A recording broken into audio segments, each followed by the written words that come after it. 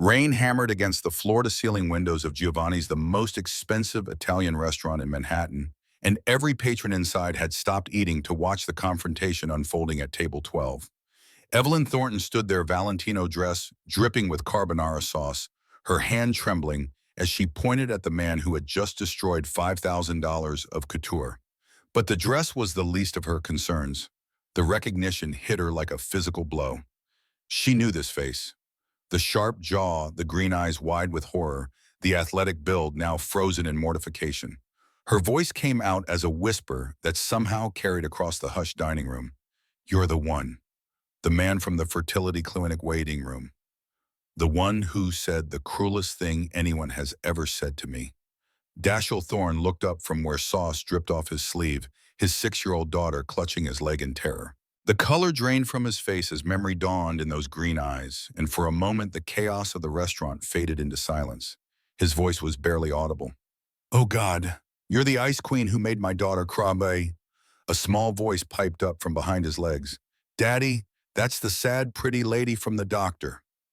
What happened next would require understanding how these two people who clearly despised each other from that first moment ended up in a situation where Evelyn would ask Dash for something that would change both their lives forever. To understand that the story needed to rewind 17 weeks to the moment when Evelyn Ashworth Thornton made a decision that would bring her entire carefully constructed world crashing down around her. Evelyn had spent her entire 34 years building walls. Not the kind anyone could see, but the kind that kept everyone at a calculated distance. With her chestnut hair that fell in glossy waves past her shoulders, porcelain skin that had graced business magazine covers, and a figure that made designers beg her to wear their collections, she could have had anyone. That was precisely the problem. Everyone wanted something from her, her money, her connections, her influence. Nobody had ever wanted just her. The conference room on the 47th floor of Thornton Tower felt like a temple to corporate power. 12 board members sat around the mahogany table, each one representing billions in collective wealth, and not one of them dared interrupt as Evelyn reviewed the merger proposal. Her Armani suit was the color of gunmetal, her hair swept into a flawless twist, her expression revealing nothing as she turned page after page. Harold Westbrook, the CFO, shifted in his seat, sweat beaded at his temple despite the aggressive air conditioning. He had worked for 3 Thornton generations and had never seen anyone read contracts the way Evelyn did, like a hunter tracking prey through dense forest, missing nothing. She paused on page 47. The silence stretched until it became uncomfortable. Her manicured nail tapped the paragraph once, twice. "Here, section 12.4. Your projected revenue is off by 2.3%. Rerun the numbers before I sign anything." Westbrook's face went pale as he double-checked his calculations. The other board members looked away, suddenly fascinated by their water glasses. "You're absolutely right, Miss Thornton. I apologize." "Don't apologize. Fix it. We reconvene at 4. They scattered like birds from a gunshot. Evelyn remained seated as the room emptied, her assistant Melissa approaching with coffee on a tray that rattled slightly. The cup was set down without a word exchanged, just a nod of acknowledgement that felt more like a dismissal. Melissa retreated quickly, the door clicking shut with a sound that seemed to echo in the vast space. Evelyn turned her chair toward the windows. Manhattan spread below her like a kingdom sunset, painting the skyline in shades of gold and crimson that should have been beautiful. She felt absolutely nothing. The emptiness had become so familiar that she barely noticed it anymore, like a hollow space inside her chest where something warm should have existed. Her phone buzzed. Mother, of course. The text didn't require opening to know its contents, some variation of the same demand Catherine Thornton had been making for the past 3 years. When would Evelyn settle down, produce an heir, fulfill her duty to the family legacy? The coffee sat untouched, growing cold. Evelyn's contact list showed 847 names. Business partners, lawyers, investors, vendors, society acquaintances. She scrolled through the entire list twice, looking for someone she could call just to talk someone who might care how her day had been. The search ended the same way it always did. Phone returned to the desk, the penthouse apartment, waiting above like a beautifully decorated prison cell. Catherine Thornton did not knock. She never had, not even when Evelyn was a child, not even now when her daughter was a grown woman with her own home. The sound of heels on marble announced her arrival 3 seconds before she swept into the penthouse mink coat and pearls, and the kind of posture that suggested steel rods had replaced her spine. The white-gloved inspection began immediately. Catherine's eyes tracked across surfaces, hunting for imperfection, the way a jeweler hunts for flaws in diamonds. Dust on the eastern bookshelf, Evelyn.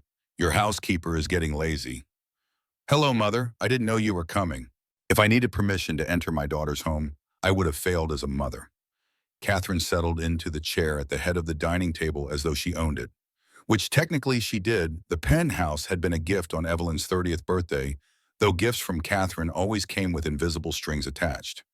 Dinner appeared as if summoned by telepathy. Catherine had brought her private chef, of course. The woman worked in the kitchen without making a sound, producing a meal that belonged in a Michelin-starred restaurant. The table setting was formal enough for a state dinner. Evelyn sat across from her mother and felt like a child again, constantly monitored for posture, for proper fork technique, for any sign of weakness. Catherine sliced her filet mignon with surgical precision. You're 34 years old. The biological clock doesn't care about board meetings or quarterly earnings. Evelyn set down her fork with deliberate care. I'm aware of my age, Mother. Awareness without action is worthless. The Thornton family needs an heir. Find a suitable man, marry him, produce a child. In that order, it's not complicated. What if I wanted a child without a husband? The knife came down hard enough to ring against the china. Catherine's eyes went cold in a way that Evelyn remembered from childhood, the look that preceded punishments delivered not in anger, but in calculated cruelty.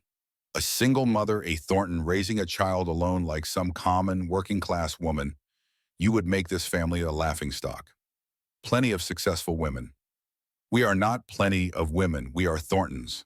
This is not your life to squander on sentimental notions about modern family structures. This is my legacy, and you will not destroy it because you've suddenly developed feelings. Evelyn stood her chair, scraping back. This is my life, Mother.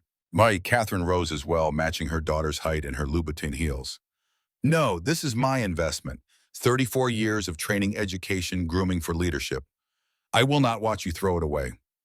She left without another word, the door closing with the kind of soft click that was somehow more devastating than a slam.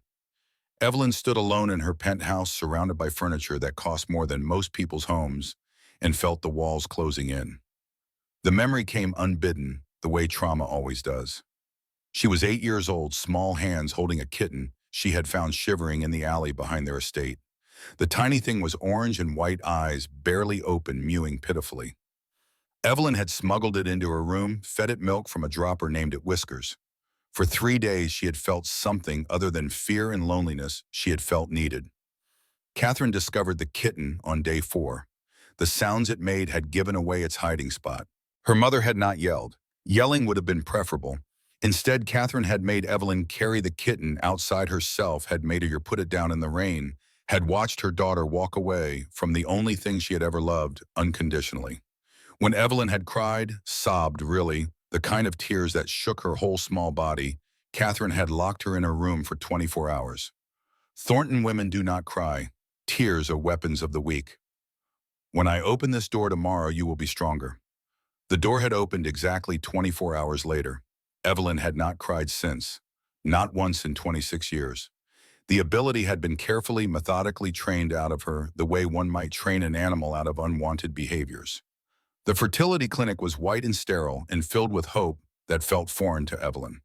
She sat in Dr. Patricia Simmons's examination room, hands folded in her lap, posture perfect, even on the uncomfortable paper-covered table.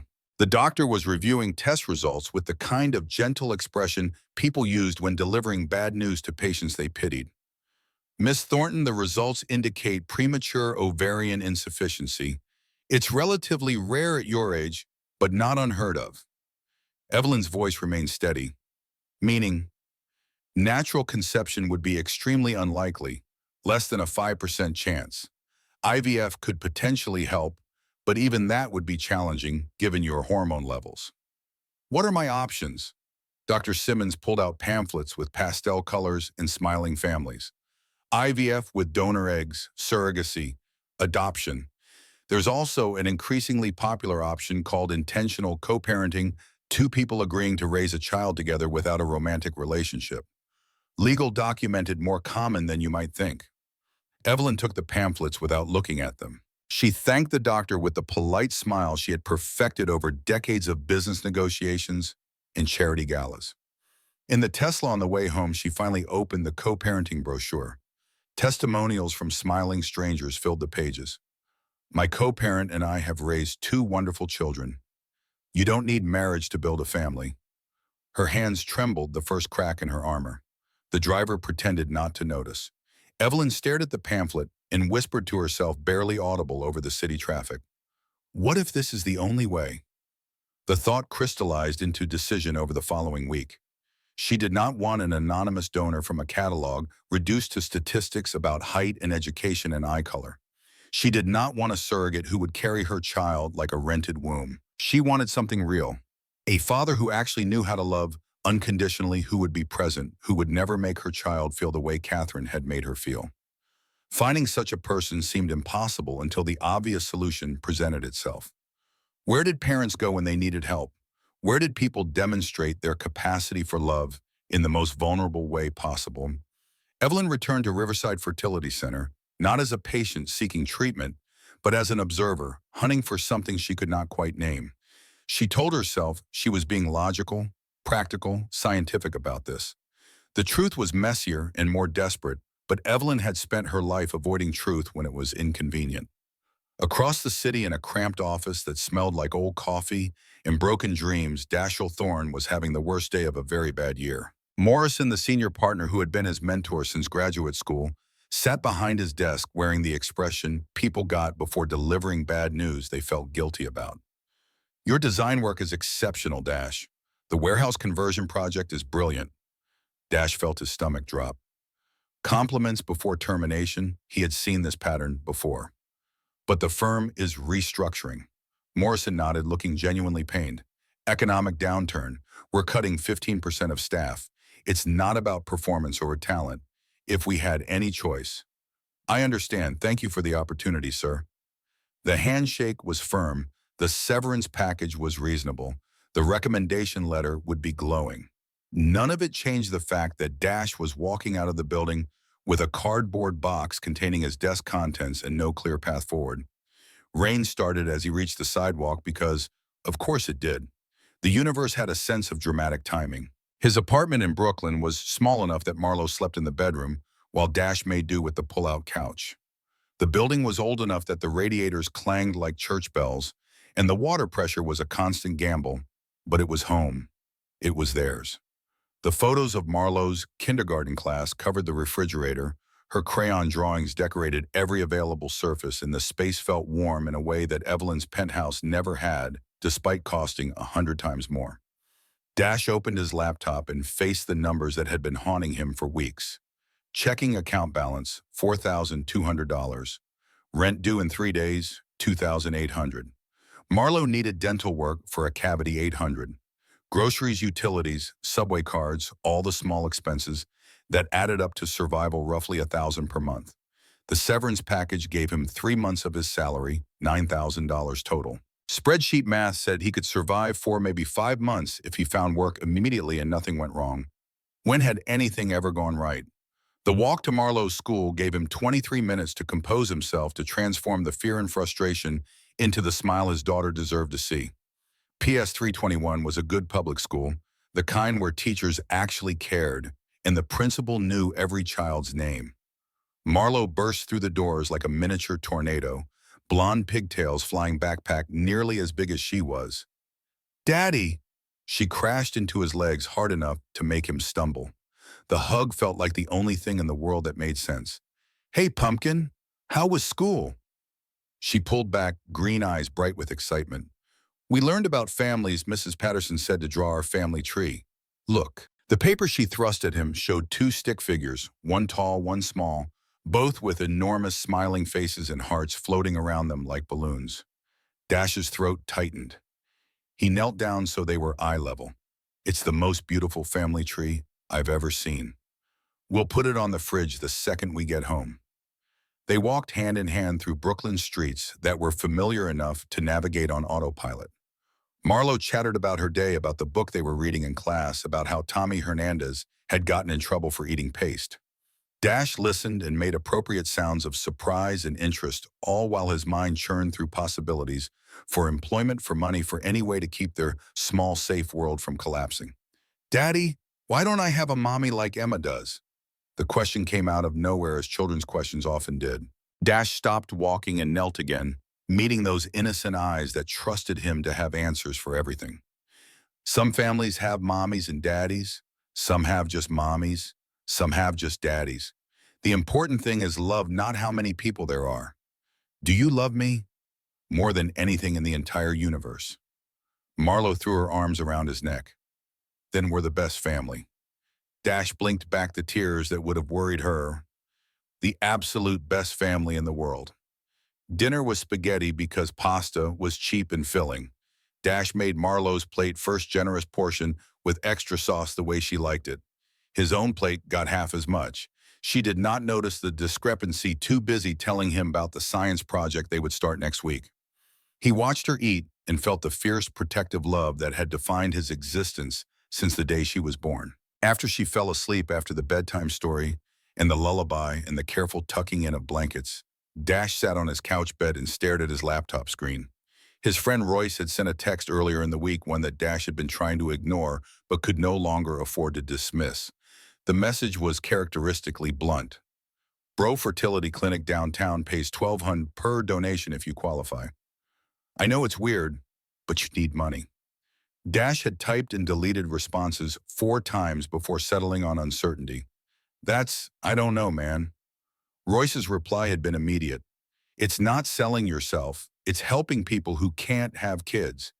And you need cash for Marlo. Pride doesn't pay rent." The Riverside Fertility website looked medical and professional and deeply uncomfortable. Requirements were listed in bullet points that Dash met without trying: age, height, education, health, no genetic conditions. The application form appeared on his screen like a test he was destined to fail, regardless of the outcome. His cursor hovered over the submit button. Shame washed through him in waves. What kind of father could not even provide basic necessities? What kind of man had to resort to this? But then he looked toward Marlo's bedroom, heard her gentle breathing through the thin wall, and knew the answer. The kind of father who would do anything, sacrifice anything, endure any humiliation to keep his daughter safe and fed and loved. He clicked submit before he could change his mind. The confirmation email arrived 30 seconds later. "Thank you for your application. Your appointment is scheduled for Tuesday at 2 p.m. The words seemed to burn themselves into his vision. There was no going back now. Tuesday arrived with the inevitability of a dental appointment.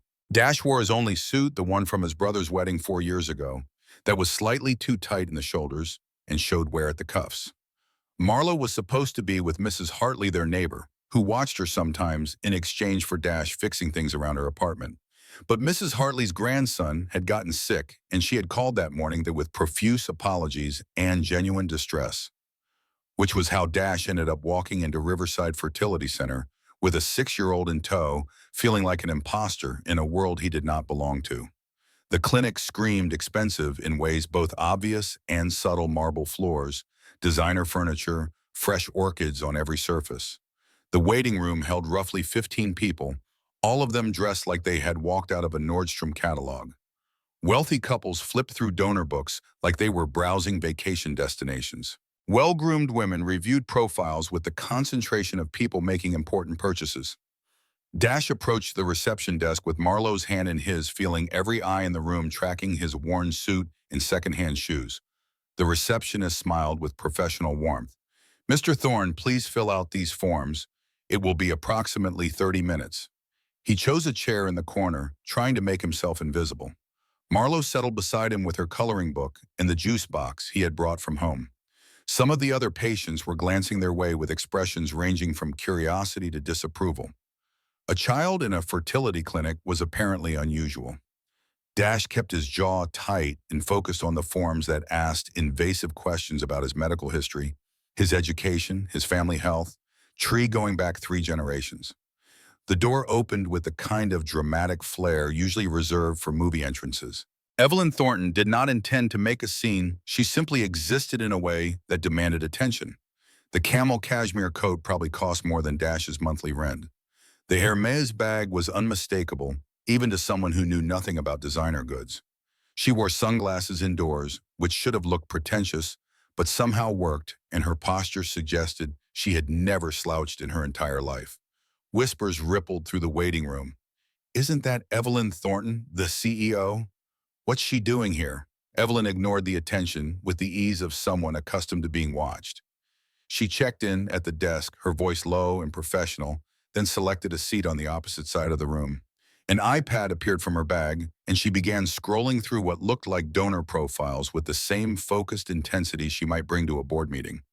Marlo looked up from her coloring book. Children had no concept of social boundaries, no understanding of when silence was golden.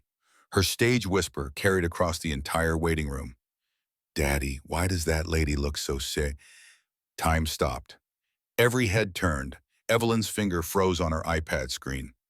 The silence was so complete that the soft jazz playing through hidden speakers suddenly became audible. Dash felt heat flood his face. Marlo, sweetie, that's not polite. But Marlo was not deterred by adult embarrassment. She studied Evelyn with the unfiltered honesty that made 6-year-olds simultaneously charming and mortifying. But she does look sad, like when you're sad but pretend you're not. Evelyn slowly raised her head. Her eyes met Marlo's across the space, and for just a moment the Ice Queen mask cracked. Something vulnerable flickered across her features before being ruthlessly suppressed. But Dash saw it. Everyone saw it. When Evelyn spoke, her voice was quieter than anyone expected. You're a very perceptive young lady. Marlo beamed gap-toothed and completely oblivious to the tension she had created. Thank you, I'm Marlo. That's a funny name, but Daddy says it's special because it's from a writer. The ghost of a smile touched Evelyn's lips. Marlo is a wonderful name. Very literary. Christopher Marlowe was a brilliant playwright. I don't know what that means, but it sounds smart. Dash finally found his voice. I apologize for the interruption. She's very direct. Evelyn's eyes shifted to him, and he felt assessed in a way that was both uncomfortable and oddly thorough. Honesty is rare. Don't apologize for it. She returned to her iPad, but Dash noticed she was not actually reading anymore. Her eyes had gone distant, focused on something internal rather than the screen in front of her. Marlo went back to her coloring, humming tunelessly, the moment already forgotten, in the way children forgot things that adults would replay for years. The crayon rolled off Marlo's lap and across the floor with the determination of an object obeying Murphy's Law. It came to rest directly beside Evelyn's Louboutin heel, red sole unmistakable, probably worth more than Dash's entire shoe collection. Marlo hopped up immediately, manners overriding shyness. Excuse me, miss. Evelyn looked down at the small blonde girl suddenly standing beside her arm. Something in her expression shifted, softened in a way that suggested she was not accustomed to children, but was not entirely immune to their charm. She picked up the crayon and offered it with the kind of careful courtesy usually reserved for adults. Here you go. Marlo took it, and then because she was 6 and had not yet learned to filter compliments, blurted out her thoughts. You have really pretty hair, like a princess. The smile that crossed Evelyn's face was genuine and gone, almost before it appeared. Thank you, Marlo. Your hair is beautiful too.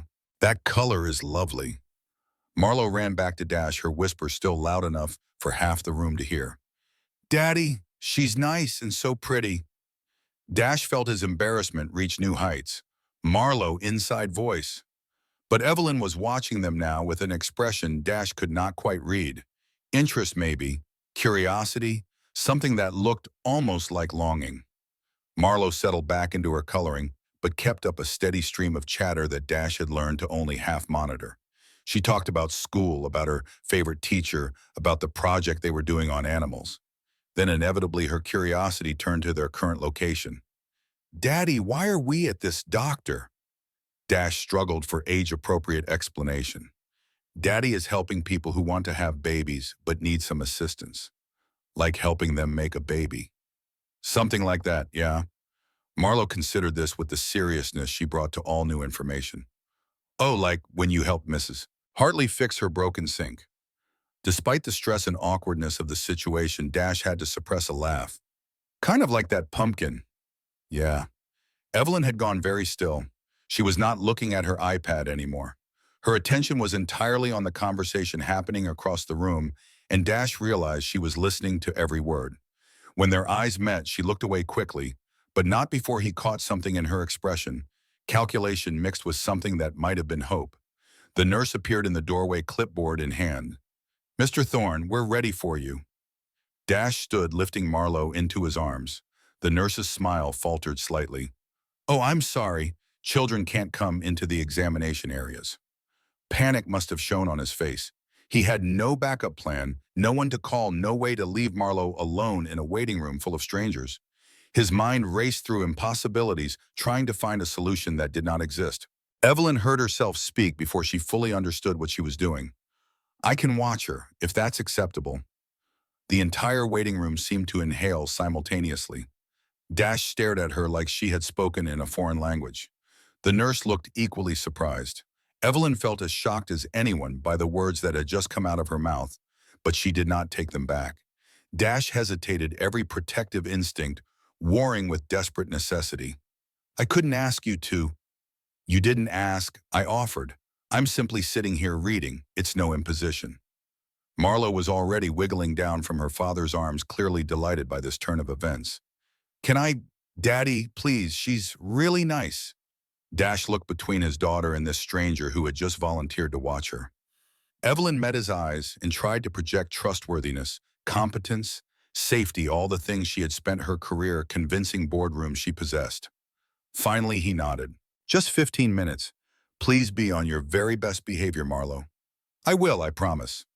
The nurse led Dash away, and suddenly Evelyn was alone with a 6-year-old who looked at her with complete trust and zero fear. The silence stretched for approximately 5 seconds before Marlowe filled it with the enthusiasm of someone who had never met an awkward pause. "I'm 6 3/4. I like unicorns and also dinosaurs." "Do you like dinosaurs?" Evelyn realized she had not actually thought about dinosaurs in roughly 3 decades. "I haven't considered them recently." "You should. They're really cool, except they're all dead now. That's sad." Marlowe pulled her coloring book onto her lap and flipped through pages. "This is my family. See, that's Daddy, and that's me. We have big smiles because we're happy." The drawing was typical child art stick figures with circles for heads and triangles for bodies. But the smiles were indeed enormous, and little hearts floated around both figures like confetti. Evelyn stared at it longer than was probably normal. "Where's your mother?"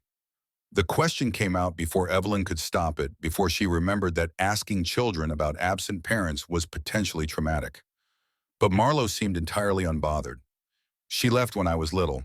Daddy says she needed to find herself." "Have you found yourself?" The philosophical depth of the question from a 6-year-old caught Evelyn completely off guard. I, I don't know if I was ever lost." Marlowe tilted her head like a small bird examining a curious object. "Maybe you should look anyway. Sometimes things are lost, and you don't even know it." Evelyn felt something crack inside her chest, some wall she had not known existed suddenly developing fissures. This child, with her gap-toothed smile and her crayon drawings and her absolute lack of guile, had somehow seen through decades of careful construction in under 5 minutes. The observation was devastating in its innocent accuracy. Before Evelyn could formulate a response, Marlowe had moved on to showing her different drawings: a rainbow, a house, what might have been a donk or possibly a horse. Each one came with detailed explanation delivered in the kind of run-on sentences that children used before they learned about punctuation. Evelyn listened and made appropriate sounds of interest and felt something unfamiliar stirring in the hollow space where her emotions were supposed to live. Dash returned exactly 15 minutes later, looking simultaneously relieved and anxious. "Thank you so much. I hope she wasn't any trouble." Evelyn stood smoothing her coat with hands that trembled slightly. "Not at all. She's delightful." Marlowe launched herself at Evelyn's legs in a hug that was over before Evelyn could react. "Bye, Princess Lady. I hope you find what's lost and get happy." The words hit harder than they should have. Evelyn's vision blurred slightly, and she turned away quickly before anyone could see the moisture gathering in her eyes. "Goodbye, Marlowe. Thank you for keeping me company." She watched them leave through the clinic doors, Dash holding his daughter's hand, Marlowe skipping and chattering, the two of them a complete unit that needed nothing and no one else to be whole.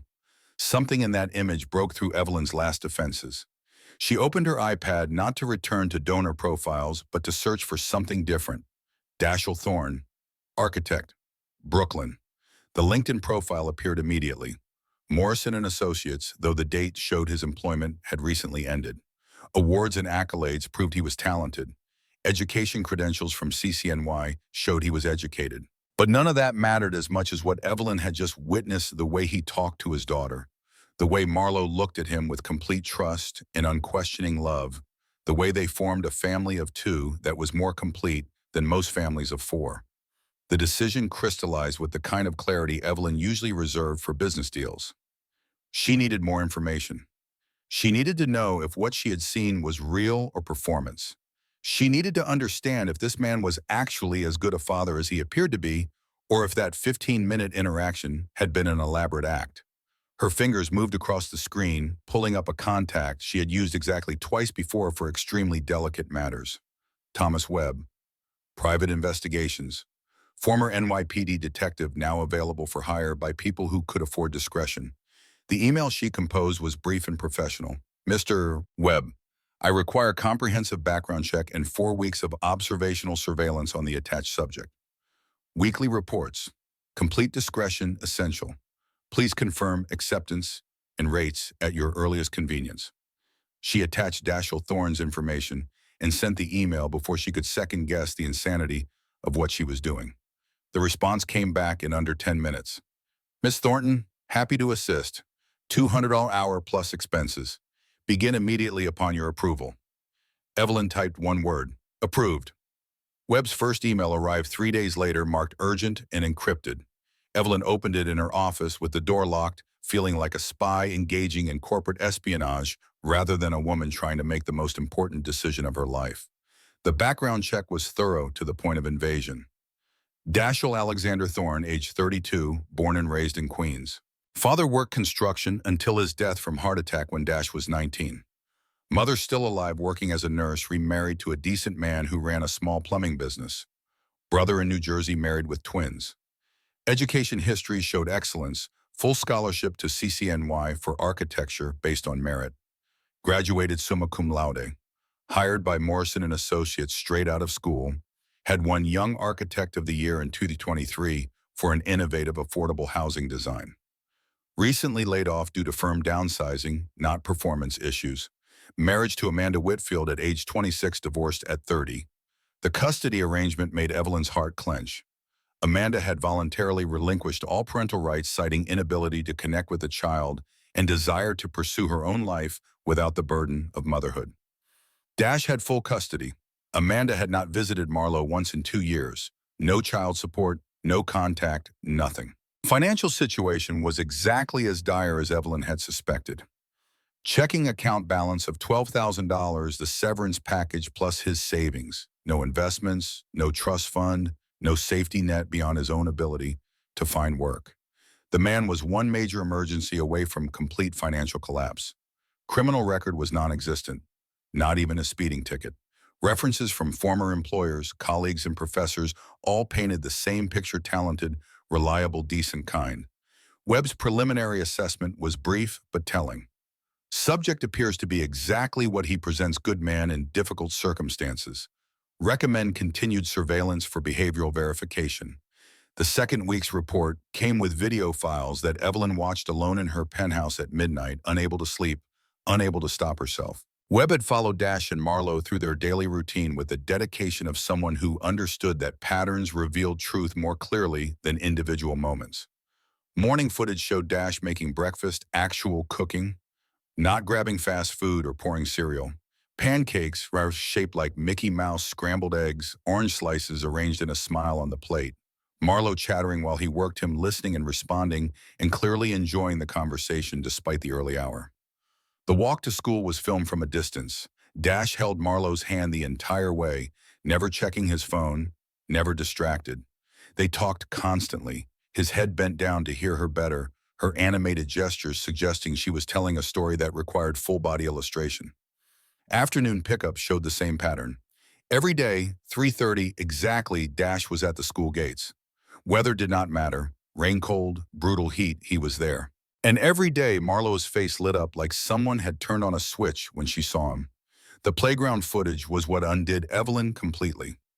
Marlowe attempting to climb the monkey bars, struggling, starting to fall.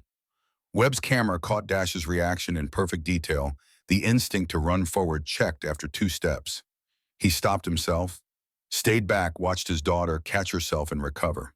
When she made it across successfully, he was there with praise and a high five, but he had given her space to succeed or fail on her own. The video file name was timestamp labeled Subject Teaching Resilience, Not Helicopter Parenting. Evelyn watched that clip 7 times. She had never known this kind of parenting existed.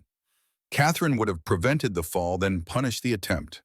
This man let his daughter try, let her risk, let her be brave. The difference felt cosmic. Week 3 brought community interviews that painted a consistent portrait. Mrs. Eleanor Hartley, the elderly neighbor, spoke with the kind of warmth usually reserved for beloved family members. Dash is the son I wish I'd had. Helps me with everything, broken pipes, electrical problems, heavy lifting. Never asked for money.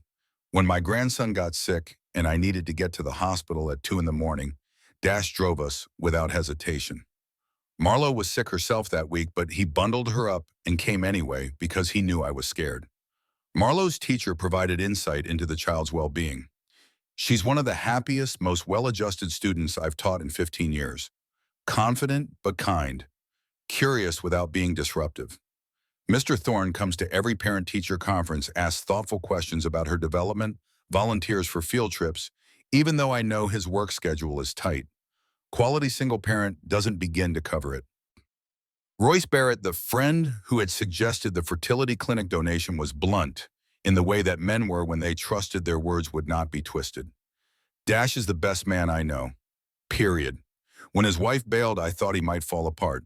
Instead, he stepped up in ways I didn't know were possible. Works his ass off for Marlowe. Never complains.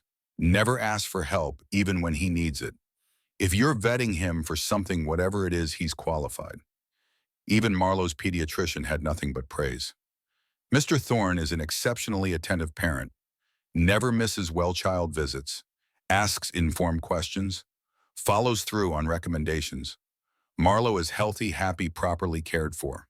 Some single parents struggle with the workload. He excels at it. Webb's assessment grew more confident with each report. Subject has strong community support and is universally well regarded. No red flags. Behavioral patterns consistent with devoted single father prioritizing child's needs over own comfort. The 4th week's report came with a video file that Webb had labeled Critical Review Immediately. Evelyn opened it with hands that shook slightly, wondering what could possibly qualify as critical after 3 weeks of glowing reviews. The footage was from a grocery store security camera, grainy but clear enough.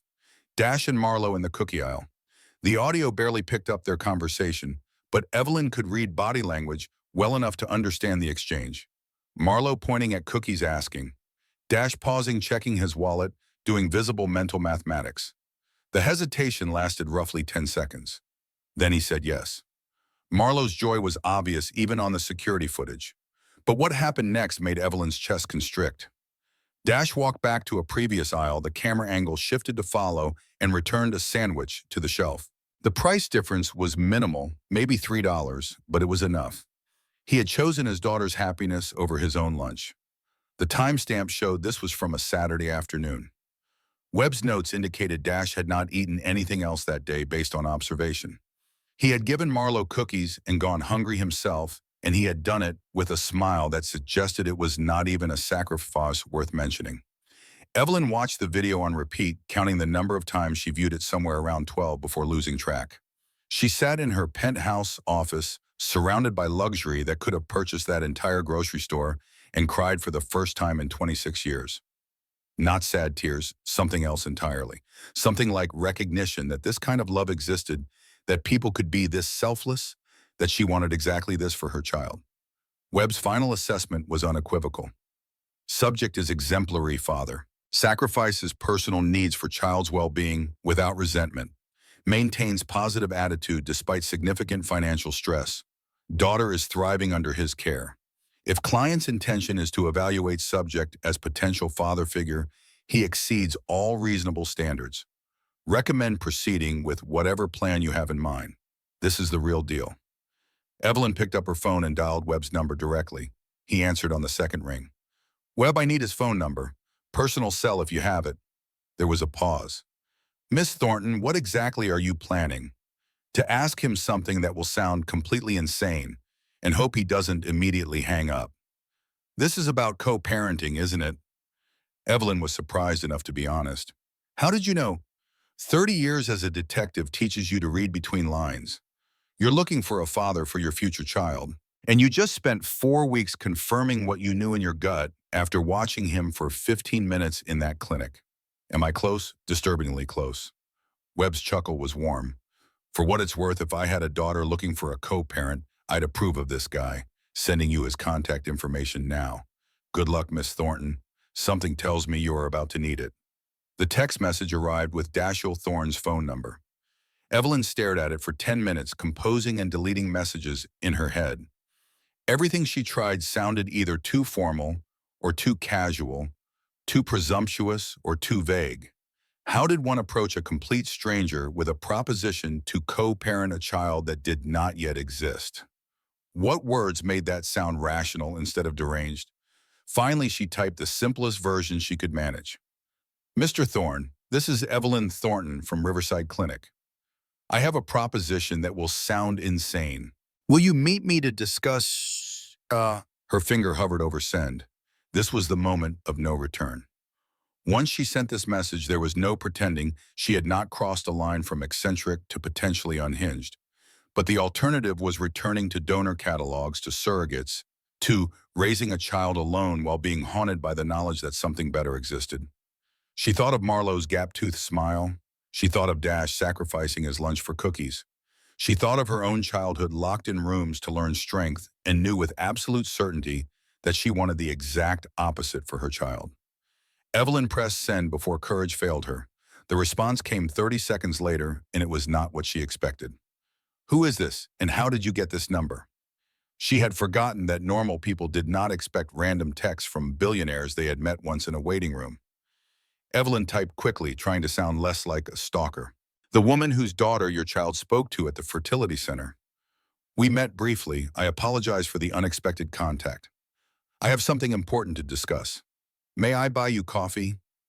The 3 dots indicating typing appeared and disappeared 4 times. Evelyn's heart raced in a way it never did during board meetings or merger negotiations. This felt infinitely more important and infinitely more terrifying. Finally, his response came through. This is extremely weird, but I'm curious enough to say yes. When and where Evelyn surprised herself by suggesting Brooklyn rather than Manhattan. Rosie's Diner, Court Street. Tomorrow, 2 p.m. That works. How will I know it's not some kind of elaborate scam? Despite everything, Evelyn smiled. I'll be the overdressed woman who looks completely out of place. You'll recognize me. His response was a single word. Okay. Evelyn set down her phone and stared out at the Manhattan skyline. She had just set in motion something that could not be undone, had just invited a complete stranger into her life, based on 4 weeks of surveillance and a gut feeling that went against every logical bone in her body. Catherine would call this insanity. The board would call it liability. Her lawyers would call it legal suicide. But Evelyn thought of Marlowe's drawing 2 stick figures with enormous smiles and hearts floating everywhere, and thought maybe, just maybe, this was the sanest thing she had ever done. Rosie's Diner smelled like coffee that had been brewing since the Reagan administration, and pie that somehow made the stale air worthwhile. Evelyn arrived 15 minutes early because punctuality was the only form of control she could exercise over a situation that had already spiraled beyond any reasonable boundary. The red vinyl booths were cracked, the linoleum floor showed decades of foot traffic, and every surface had the worn patina of a place that had survived through authenticity rather than renovation. She chose a corner booth and immediately felt conspicuous. The Max Mara coat screamed money in a room where most patrons wore Carhartt jackets and work boots. A waitress approached with the kind of friendly skepticism reserved for obvious tourists in local establishments. Coffee, hon. Evelyn nodded, grateful for something to do with her hands. The mug that arrived was thick ceramic chipped along the rim, filled with coffee that was surprisingly decent. She wrapped both hands around it and tried to remember the last time she had sat in a diner, college maybe, before Catherine had systematically eliminated every aspect of her life that did not align with Thornton standards. Dash arrived exactly at 2, and Evelyn realized with surprise that punctuality was something they shared. He still wore the suit from the clinic, though he had loosened the tie and there was wariness in his eyes that suggested he had spent the past 24 hours questioning his sanity. Marlo was not with him, which was both relief and disappointment. He slid into the booth across from her and got straight to the point. "So, what's this about?" Evelyn had rehearsed this conversation a dozen times. Every version had sounded deranged in her head, and now that the moment had arrived, the carefully constructed speeches evaporated completely. She settled for brutal honesty instead. "I have a medical condition that makes natural conception extremely unlikely. I'm exploring alternative options for having a child. I want to ask you something that will probably make you leave immediately, but I'm going to ask anyway because I've spent 4 weeks confirming that you're exactly who you appear to be." Dash's expression shifted from wariness to confusion. "4 weeks? What are you talking about?" "I hired a private investigator to observe you. I know that sounds invasive and possibly illegal, and I apologize for the violation of your privacy, but I needed to know if you were genuinely the kind of father you appeared to be in that 15-minute interaction, or if it was performance." The color rose in his face, not embarrassment but anger. His voice came out low and controlled. "You had me followed. You spied on my daughter." "Not spied, observed. There's a difference." "There really isn't." He started to stand, and Evelyn felt the opportunity slipping away like water through cupped hands. Her words tumbled out in a rush that was entirely unlike her usual measured speech. "I watched you give up your lunch so Marlo could have cookies. I watched you teach her to be brave on the playground by letting her risk falling. I watched you walk her to school every single day, regardless of weather. I saw every neighbor and teacher and friend describe you as the best man they know. And I want that for my child, not a catalog donor, not artificial insemination from a stranger. A real father who knows how to love unconditionally. Someone like you." Dash sank back into the booth, not because he had decided to stay, but because the words had apparently rendered him incapable of standing. "Are you asking me to be a sperm donor? I'm asking if you would consider co-parenting with me. Shared custody, shared decisions, shared responsibility for raising a child together without romantic involvement. It's called intentional co-parenting, and it's more common than you'd think." The waitress reappeared with coffee for Dash in a subtle exit strategy. "You folks need a minute." He nodded without taking his eyes off Evelyn. The silence stretched until it became almost unbearable. When he finally spoke, his voice carried a weight that suggested he was thinking through implications faster than most people could process a restaurant menu. "You're serious. Completely. You want to have a baby with a stranger. I want to have a baby with someone who already understands what it means to be a parent. Someone who won't use me for money.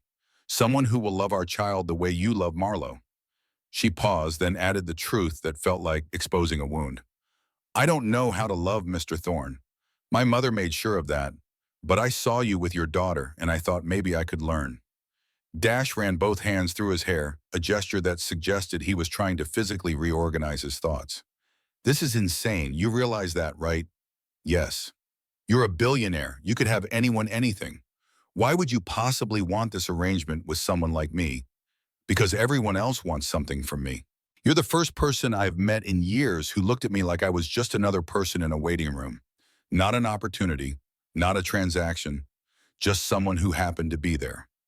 He studied her with an intensity that made Evelyn want to look away, but she forced herself to hold his gaze. She had spent 3 decades perfecting the art of projecting confidence she did not feel. This moment required every ounce of that skill. "What's in it for me?" The question came out blunt, almost aggressive. "You said you'd cover expenses, but that sounds like charity. I don't take handouts."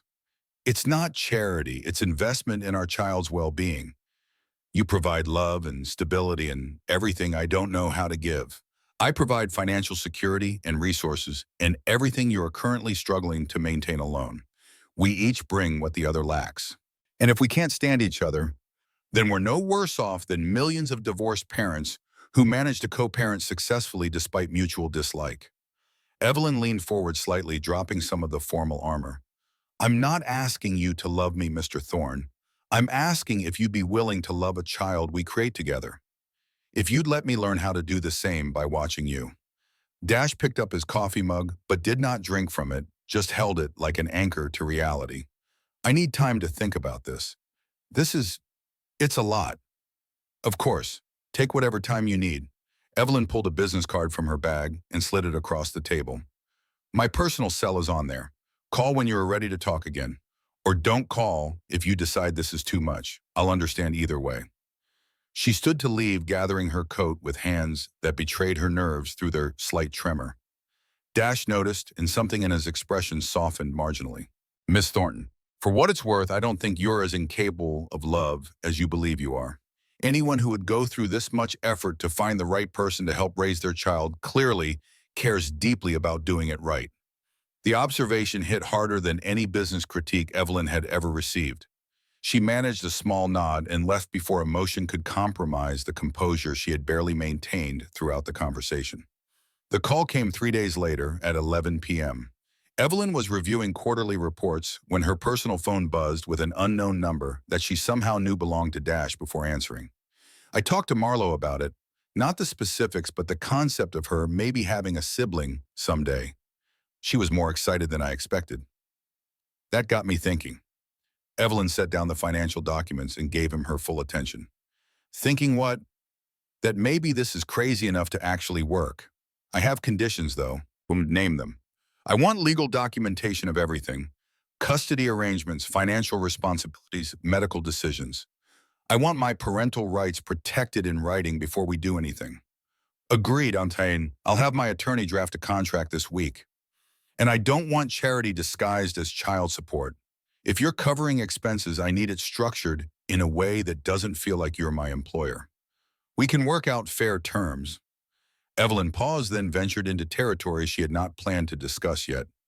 Would you be comfortable meeting regularly, getting to know each other before we commit to this? Like dating, but without the dating part. Essentially, yes.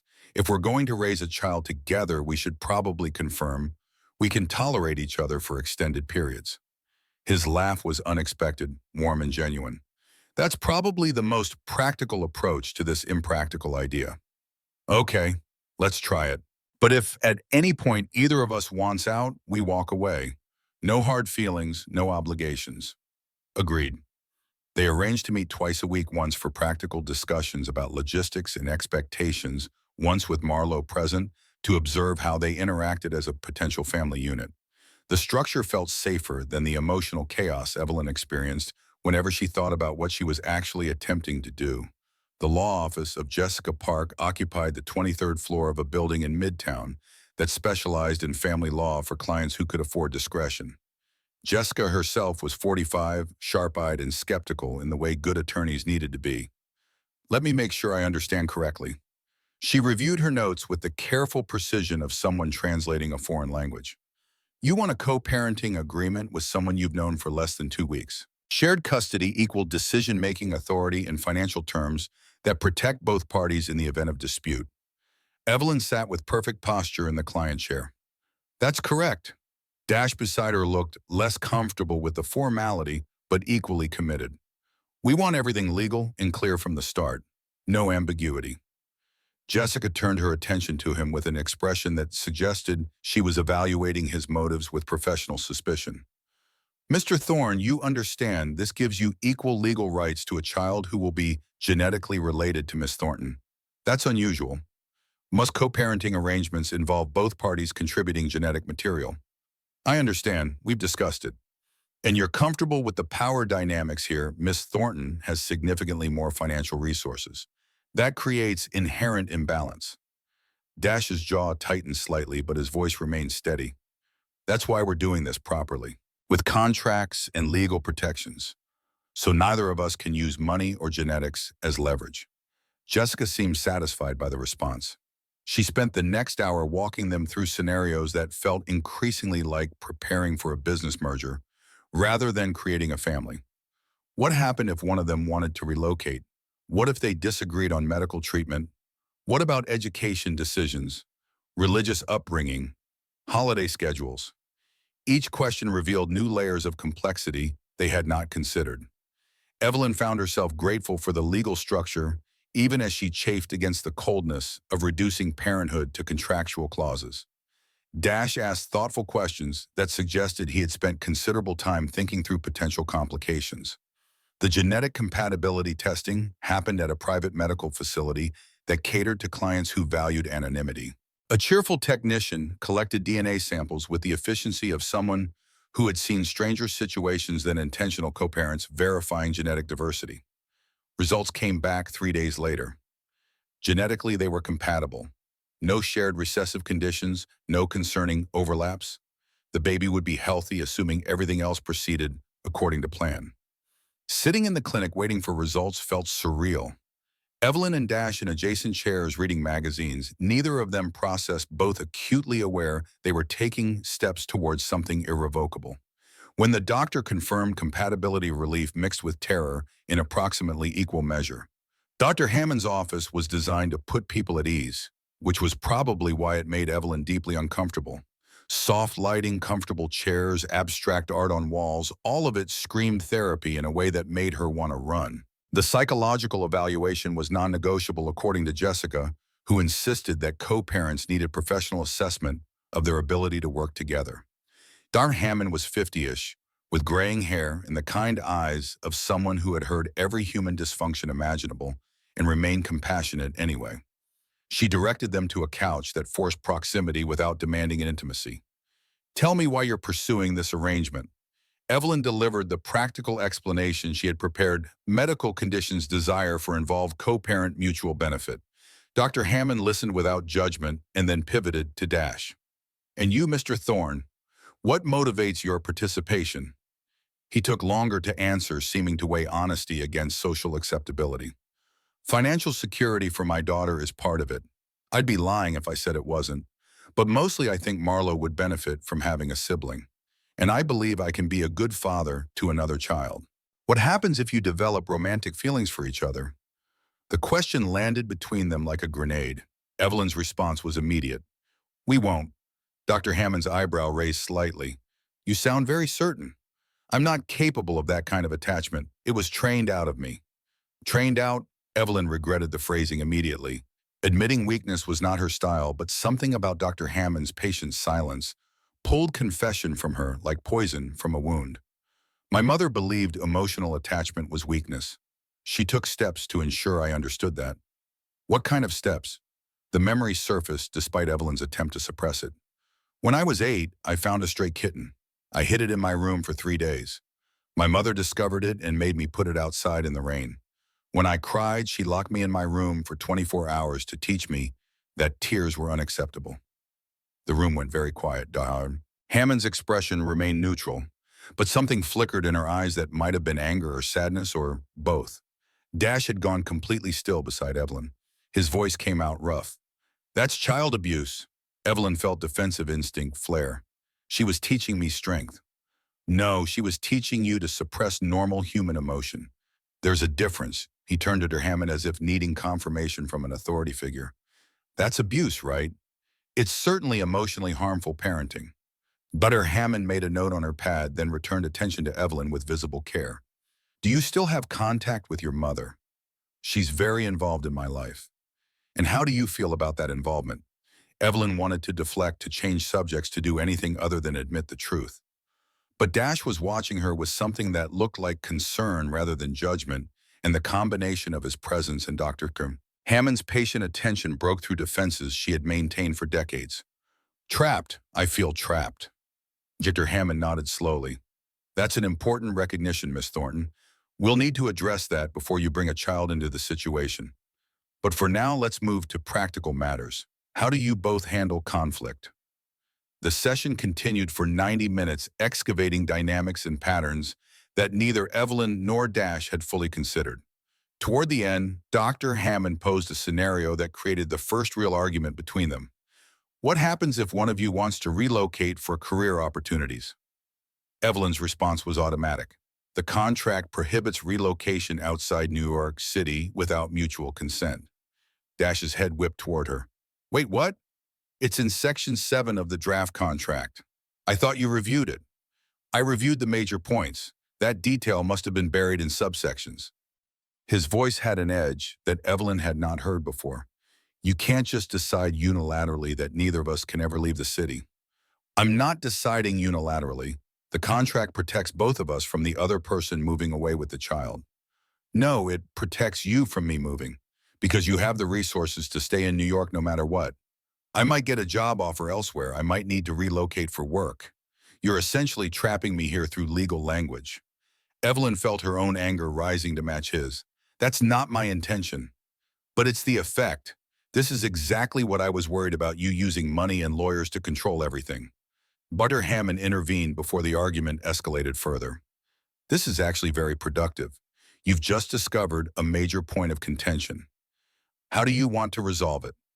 They stared at each other across the coffee table, both breathing harder than the physical situation warranted.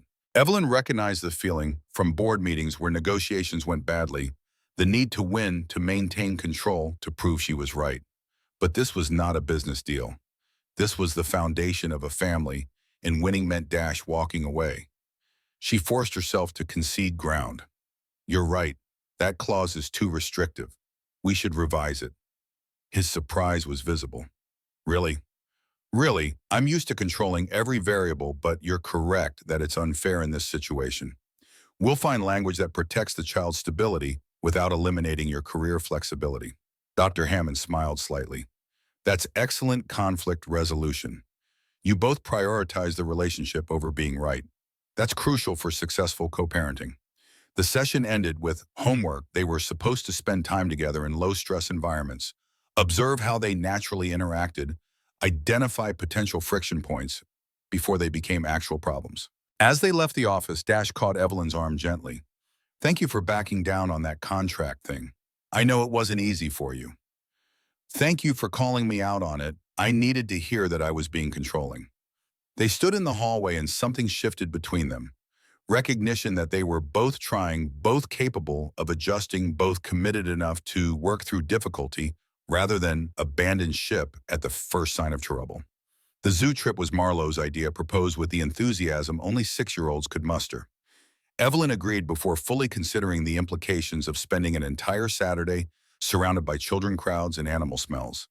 Dash picked her up in his aging Honda Civic that had a cracked dashboard and a back seat covered in Marlowe's artwork and snack wrappers. The contrast to Evelyn's Tesla was stark enough to be almost comedic. Marlowe bounced in her booster seat. Miss Evelyn, are you excited to see the elephants? Evelyn, who had not been to a zoo since a school field trip 30 years ago, manufactured enthusiasm. Very excited. They're my favorites. Well, elephants and penguins. And maybe giraffes, and definitely the red pandas. The Bronx Zoo was packed with families enjoying early autumn weather. Children ran in packs, strollers clogged pathways, and everywhere Evelyn looked there were parents engaged in the kind of casual chaos that seemed equal parts exhausting and joyful. She felt like an anthropologist observing an alien culture. Marlowe grabbed her hand without asking permission and pulled her toward the elephant enclosure with single-minded determination. The casual touch sent an unexpected jolt through Evelyn. When was the last time someone had held her hand? Dash followed behind, carrying a backpack full of snacks and water bottles and the other supplies required for a day with a 6-year-old. Look, that's Patty. She's the oldest one. Marlowe pressed against the railing, pointing at an elephant whose ears flapped lazily. Did you know elephants never forget anything? Like they remember people, even after years and years. Evelyn watched the elephants and felt something uncomfortable stirring in her chest. Marlowe's hand was still clasped in hers, small and trusting, and there was something about the weight of that small palm that made Evelyn's eyes sting. Do you like animals, Miss Evelyn? The question should have been simple. It was not. Catherine's voice echoed in her head. Thornton women don't waste sentiment on animals. Liking things was weakness. But Marlowe was looking up at her with those green eyes full of hope and curiosity, and Evelyn found herself being honest in a way that felt dangerous. I think I do. I've never really given myself permission to find out. Marlo processed this with the seriousness she brought to all confusing adult statements. That's sad. You should find out. Trying things is how you learn about yourself. Dash had moved closer ostensibly to see the elephants better, but Evelyn suspected he was monitoring the interaction with protective instinct. She could not blame him. She was a stranger holding his daughter's hand, an unknown quantity who might still turn out to be a terrible influence. They moved through the zoo slowly at Marlowe pace, which meant stopping at every exhibit for extended observation and commentary. At the penguin house, Marlowe provided detailed backstories for each bird. At the monkey enclosure, she did impressions that made other children laugh. At the butterfly pavilion, she stood completely still while a monarch landed on her shoulder and her face radiated wonder so pure that Evelyn had to look away. "You're doing great." Dash's voice was quiet, meant only for her. They had fallen slightly behind while Marlowe raced ahead to the next exhibit. "I'm not doing anything, just following her around. That's more than you think. You're present. You're engaged. You're letting her be herself without trying to correct or improve her. That matters." Evelyn wanted to dismiss the compliment, but found she could not. "I don't know how to do this. I keep worrying I'm going to say something wrong and damage her somehow." Kids are more resilient than you think. And honestly, the fact that you're worried about it means you're already doing better than parents who don't question themselves at all. They caught up to Marlowe at the gift shop where she pressed her nose against the glass like a puppy in a pet store window.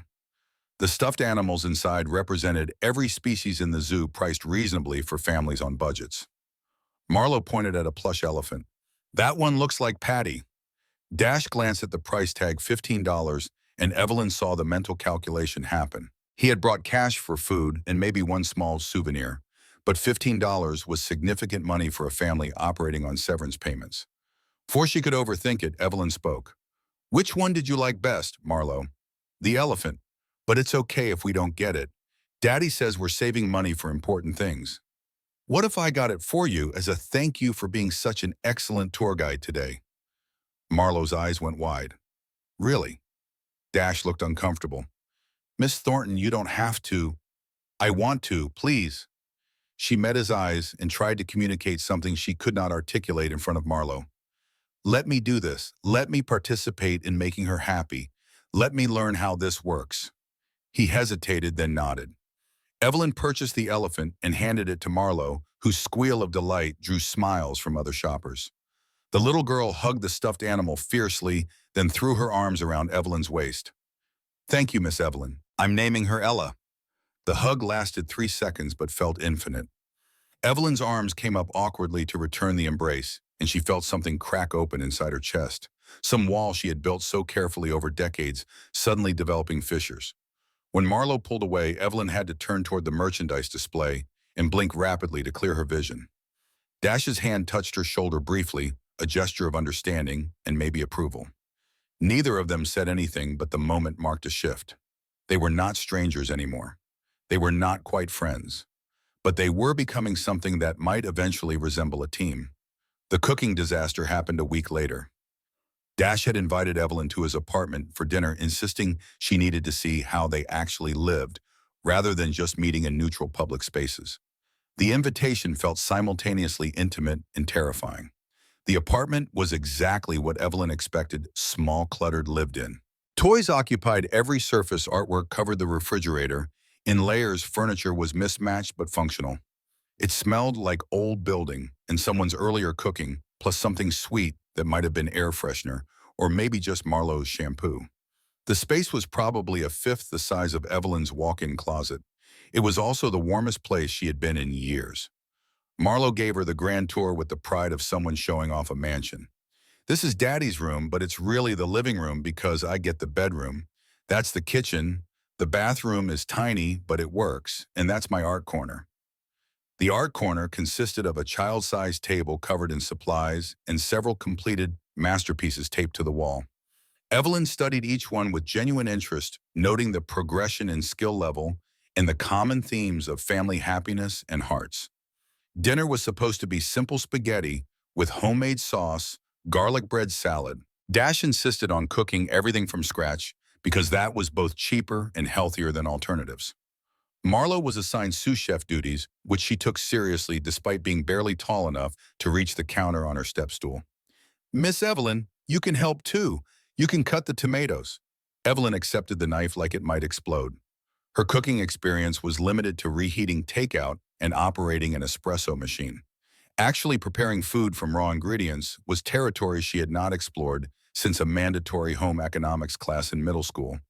Marlowe offered instructions with the confidence of someone who did this regularly. You cut them in chunks, not too small. We want tomato-sized pieces. The resulting chunks were uneven, but Marlowe praised them anyway. Dash worked at the stove, managing 3 pots simultaneously while answering Marlowe's constant questions and somehow making everything look easier than it was. Evelyn felt useless and out of place, overdressed in cashmere, among people wearing jeans and old t-shirts, wielding a knife like a surgical instrument, among people for whom cooking was daily routine. The juice incident happened during sauce preparation. Marlowe was pouring herself apple juice from a container too large for her hands. Evelyn saw the disaster unfolding in slow motion, but did not react fast enough.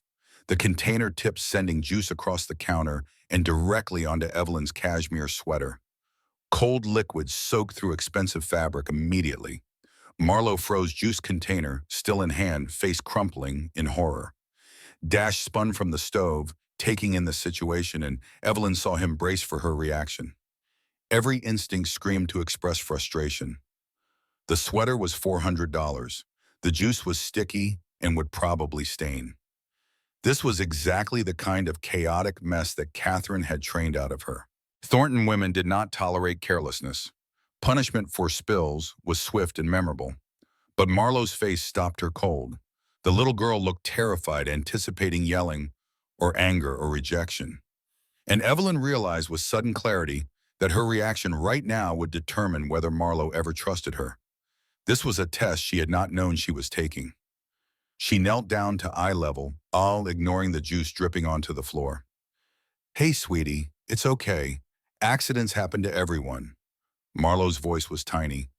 "You're not mad. Not even a little bit. It's just a shirt. Shirts can be washed." The relief on Marlowe's face was so profound that Evelyn felt something break inside her. This child had been afraid of her, anger had expected punishment, and Evelyn's choice to offer kindness instead was visibly revolutionary. She opened her arms and Marlowe crashed into them, still clutching the juice container, mumbling apologies into Evelyn's shoulder. I'm sorry, I didn't mean to." "I know you didn't. It's really okay." Evelyn held her, this small person who smelled like kid shampoo and juice, and felt tears she could not quite suppress gathering in her eyes. When Marlowe pulled back, Evelyn stood and found Dash watching her with an expression she could not interpret. "That was—" He stopped, seeming to search for words. "That was exactly the right thing to do. What else would I have done? Yelled, gotten angry, made her feel bad about a mistake?" He paused. "My ex-wife would have yelled. She always yelled when Marlowe made messes." The comparison felt significant somehow. Evelyn excused herself to the bathroom to attempt cleaning the sweater, but mostly she needed 30 seconds alone to process what had just happened. She looked at herself in the mirror, expensive sweater, ruined makeup, slightly smudged hair falling out of its careful twist. She looked like someone who had been living, not someone who had been performing perfect existence. She looked like she might actually be capable of this. Dinner was chaotic in the best way. Marlowe talked nonstop. Dash served food family style, and Evelyn ate spaghetti that was somehow better than most restaurant meals, despite being made in a kitchen the size of her bathroom. They sat at a table meant for two, squeezed together, elbows bumping, and it felt more like family than anything Evelyn had experienced at Catherine's formal dining table.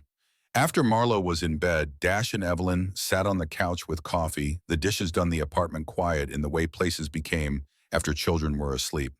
The distance between them felt smaller than it had that first day at Rosie's diner.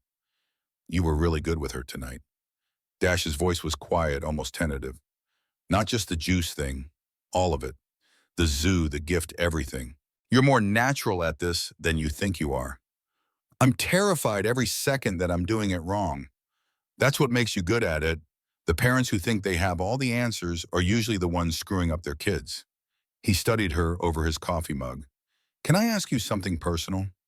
You're considering having a child with me. I think personal questions are reasonable. What happened with your mother, Bertini? Know you mentioned the kitten thing, but it feels like there's more. Evelyn stared into her coffee and considered deflecting. She was good at deflection.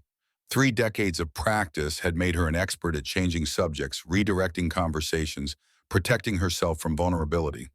But Dash had let her into his home, had let her hold his daughter when juice spilled, had trusted her with the most precious thing in his life. That deserved honesty in return. My mother is Catherine Thornton. If you've read business news, you've probably seen her name. She built Thornton Industries from inheritance into empire through sheer force of will and absolute refusal to show weakness. Emotions were tools to be exploited in others and eliminated in herself. She raised me the same way. The kitten wasn't an isolated incident. No, that was relatively mild compared to some of her methods. Evelyn took a breath, deciding how much to reveal. When I was 11, I came home crying because girls at school had been cruel about my clothes being too formal. Catherine made me stand in front of a mirror and repeat, "I do not care what others think," 500 times. I counted out loud. She counted with me. It took 3 hours. Dash had gone very still. Jesus. When I was 16, I mentioned wanting to study art history instead of business. She removed every painting from my bedroom, sold them, and replaced them with stock market charts. She said if I was going to be a Thornton, I needed to see profit in everything, including art. That's abuse, Evelyn. You know that, right? Hearing him say her first name without the formal miss felt significant. I know it wasn't healthy, but I don't know if I'd call it abuse. She never hit me. She provided everything I needed. Accept love, accept emotional support, accept permission to be a person instead of a business asset. His voice was gentle but firm. My ex-wife was emotionally neglectful toward Marlo. Never hit her either. Still caused damage that we're working through. Abuse isn't always physical. The validation was unexpected and overwhelming. Evelyn found herself blinking back in tears for the second time that evening. I'm worried I'll be like her, that I'll damage our child the way she damaged me. You won't. How can you possibly know that? Because you're here, because you're trying to learn. Because you spent 4 weeks researching me to make sure I was good enough to be the father. Your mother would have just hired someone and never questioned whether they were capable of love. You're already different. The words settled into spaces Evelyn had not known were hollow. She wanted to believe him, wanted to trust that intention and effort could overcome programming that had been embedded since childhood. The doubt remained, but it was smaller than before. They talked until midnight, conversation flowing easier than it had during any of their planned meetings. Dash told stories about Marlo's early years, about the terror of single parenting, about the small victories that made the struggle worthwhile. Evelyn found herself laughing at his impressions of clueless first-time dad moments, feeling something like friendship developing alongside the co-parenting partnership. When she finally left standing in the doorway with her juice-stained sweater and her hair completely fallen out of its professional twist, Dash smiled at her with genuine warmth. Same time next week. Absolutely. The friendship deepened over the following weeks through accumulated small moments. Coffee meetings turned into lunch meetings. Formal discussions about contracts gave way to actual conversations about books, music, childhood memories. Evelyn discovered Dash had a wicked sense of humor beneath the responsible father exterior. Dash discovered Evelyn could be funny when she let her guard down. The ice cream incident happened on a Tuesday afternoon. They had picked up Marlo from school together, the three of them falling into a routine that felt increasingly natural. The weather was unseasonably warm, and Marlo lobbied for ice cream with the persistence of a skilled negotiator. Please, Daddy, it's so hot, and I ate all my vegetables at lunch. Dash glanced at Evelyn, and she saw the silent question. Are you okay with this?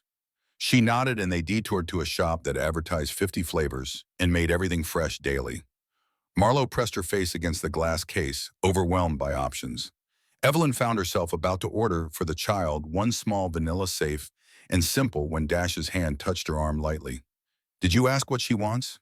The reminder was gentle, but it hit like a slap. Evelyn had been about to make a unilateral decision, exercising control without consultation, exactly the way Catherine would have done. She caught herself mid-order and turned to Marlo. What flavor sounds good to you, sweetie? Marlo's face lit up.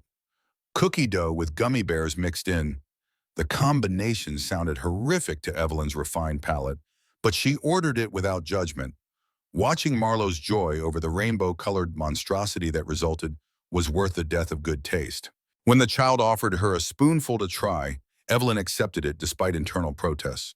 It was, as expected, disgustingly sweet and texturally chaotic. Her face must have shown her opinion because both Dash and Marlo burst out laughing. Evelyn found herself laughing too at herself, at the absurdity of her situation, at the fact that she was eating gummy bears and ice cream and somehow enjoying the experience despite the flavor. "You hate it," Marlo giggled. "I really do, but I like seeing you happy more than I care about flavor." The words came out without conscious thought, honest in a way that made Dash pause mid-bite of his own ice cream. Their eyes met over Marlo's head, and something passed between them that felt like recognition. They were not business partners navigating a contract anymore. They were becoming something else, maybe friends, maybe family, definitely more than strangers. The late-night phone call started organically. Evelyn would find herself unable to sleep, staring at her ceiling at 3 a.m., and her thumb would dial Dash's number before conscious thought intervened. The first time she almost hung up before he answered, certain she was crossing a line. His voice was groggy. "Hello. I'm sorry, I shouldn't have called. Go back to sleep." "Evelyn, what's wrong?" The grogginess disappeared, replaced by alert concern. "Nothing's wrong. I can't sleep. I keep thinking about whether I'm capable of being the parent our child will need." She heard rustling as he apparently sat up. "Want to talk about it?" They talked until sunrise. Evelyn admitted fears she had never voiced, that she would be cold, that she would damage the child with her inability to express love, that genetics or environment or some combination would make her replicate Catherine's parenting style. Dash listened without judgment and offered reassurance that sounded genuine rather than placating. "The fact that you're afraid of becoming your mother means you won't. People who don't question themselves are the dangerous ones. You're already overthinking every decision, which means you care deeply about getting it right. What if caring deeply isn't enough? Then we figure it out together. That's the whole point of this arrangement, right? You don't have to do it alone." The words settled something anxious in Evelyn's chest.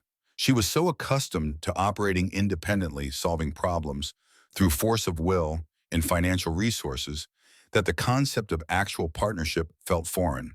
But sitting in her dark bedroom, talking to someone who seemed to understand her fear without being frightened by it, Evelyn felt less alone than she had in years.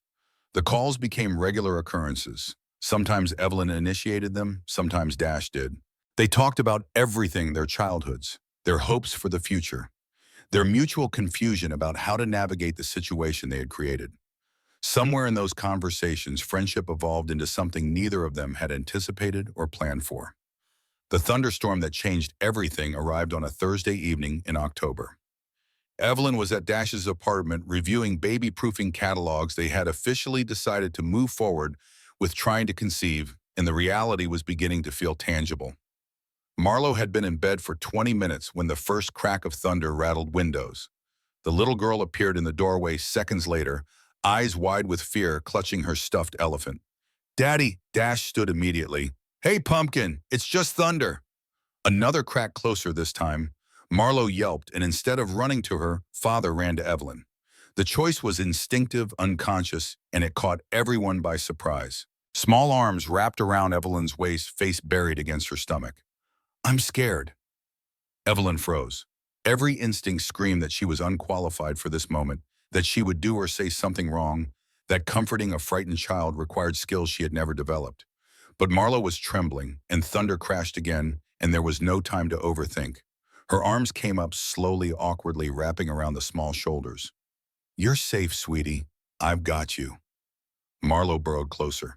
Evelyn looked helplessly at Dash, who was watching with an expression that suggested this moment meant something significant. He nodded encouragement, and Evelyn found herself swaying slightly, the way she had seen parents do to soothe crying children. A melody surfaced from memory, something her nanny had sung when Evelyn was very small, before Catherine had decided the woman was too affectionate and dismissed her. The words came back haltingly, French lyrics from a lullaby about the moon and stars and being safe through the night. Evelyn sang quietly, voice rough from disuse but strengthening as the verses continued. Marlo's trembling slowed. The thunder seemed less frightening, with someone holding her, singing to her, making her feel protected. When she finally pulled back to look up at Evelyn, her eyes were wet but no longer terrified. That was pretty. What language was that? French. It's a song someone used to sing to me when I was your age. Will you sing it to my baby brother or sister? The question punched through Evelyn's carefully maintained composure. You want me to? Yeah, it made me feel safe. The baby should feel safe too. Marlo yawned, the storm forgotten, and allowed Dash to carry her back to bed. Evelyn remained on the couch, still feeling the phantom weight of child arms around her waist, still hearing the echo of words she had not realized she remembered. When Dash returned, he sat beside her without speaking for a long moment. You're a natural at this. His voice was quiet, almost awed. I don't think you believe it yet, but you are. I didn't know what I was doing. That's what everyone feels. You think I knew what I was doing when Marlo was born? I was terrified. Still am, sometimes. But you do it anyway, and eventually instinct kicks in. He shifted slightly closer. The fact that she came to you instead of me, that's huge. She trusts you completely. I didn't expect it to feel like this. Like what? Evelyn struggled to articulate emotions she barely recognized. Like I matter. Like I'm not replaceable.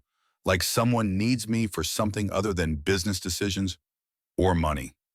Understanding flooded Dash's expression. He reached out slowly, giving her time to pull away, and took her hand. The gesture was simple, but the warmth of palm against palm sent electricity up Evelyn's arm. Neither of them moved, both suddenly aware of proximity and possibility, and a line they had agreed not to cross. You matter, Evelyn, not because of what you can provide or what you can do, just because you're you. The words undid her. Tears spilled over despite her best effort to control them, and Dash pulled her into a hug that felt nothing like business partnership and everything like human connection. Evelyn let herself be held, let herself cry, let herself experience comfort she had not known she needed. When they pulled apart, faces were too close, breath mingling, something dangerous sparking between them. Dash's hand came up to cup her cheek, and Evelyn leaned into the touch like a plant seeking sunlight. We shouldn't. His words contradicted the way his thumb stroked her cheekbone. Definitely not. Neither of them moved away.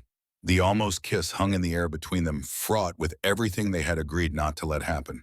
The timer on the oven saved them. Dash had put garlic bread in before the storm, and the beep shattered the moment. They separated quickly, both slightly flushed, neither quite meeting the other's eyes. The rest of the evening was marked by careful distance and overly polite conversation. When Evelyn left, the good night was awkward, both of them acutely aware of what had almost happened. She drove home through streets still wet from rain and tried to convince herself that the wanting she felt was temporary, situational, nothing that would complicate their carefully constructed arrangement. The lying was unconvincing, even to herself. The denial phase lasted 3 weeks.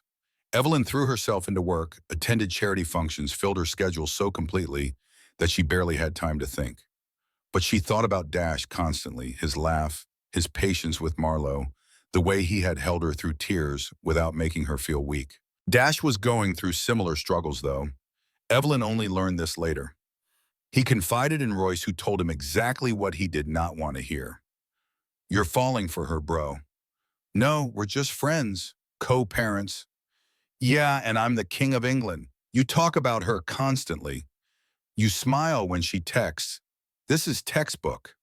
It can't happen. We have an agreement.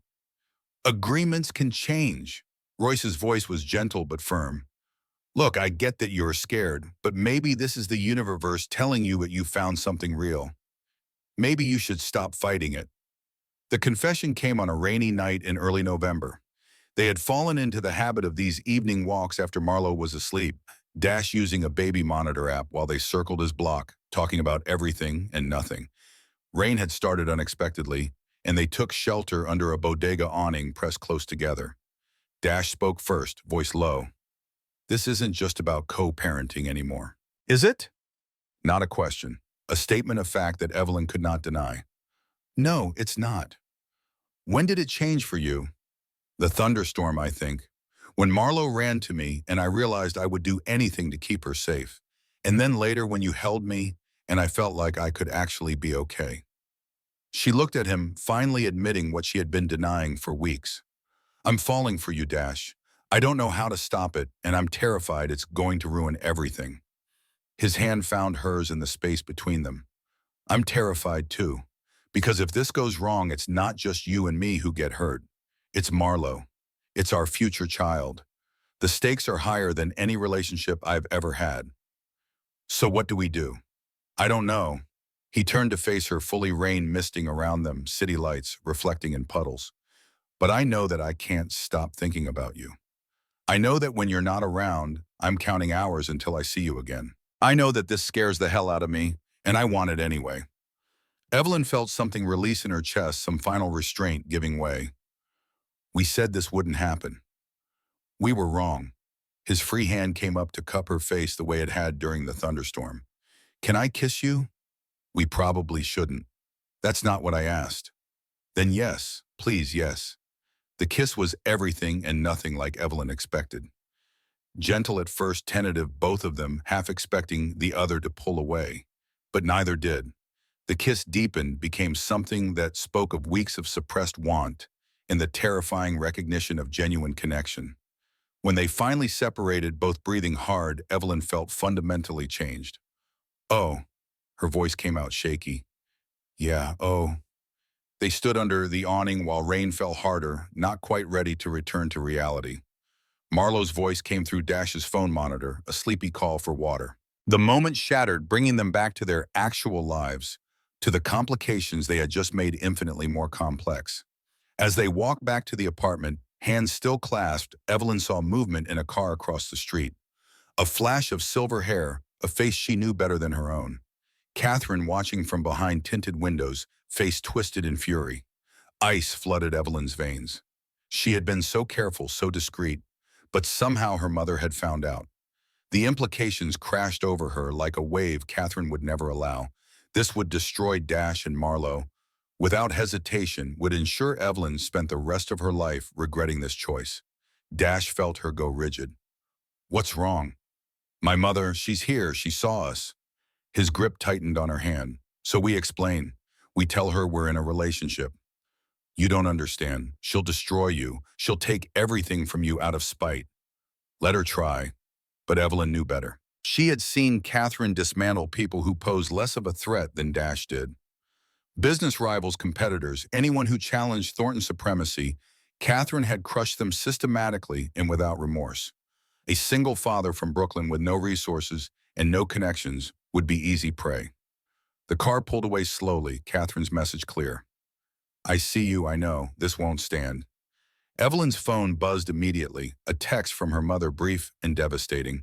End this in 48 hours or I begin. You know what I'm capable of.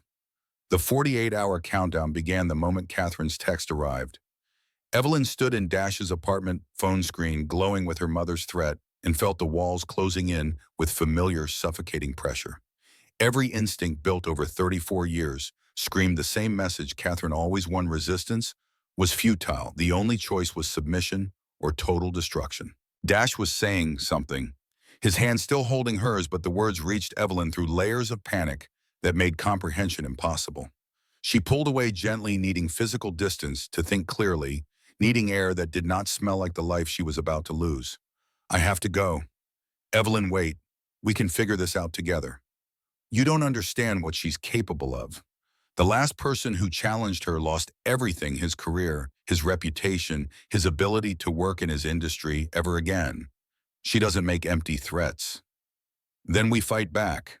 The suggestion was so naive that it almost made Evelyn laugh. Fight Catherine Thornton. With what weapons? Dash had no money, no connections, no protection against the kind of systematic destruction her mother specialized in.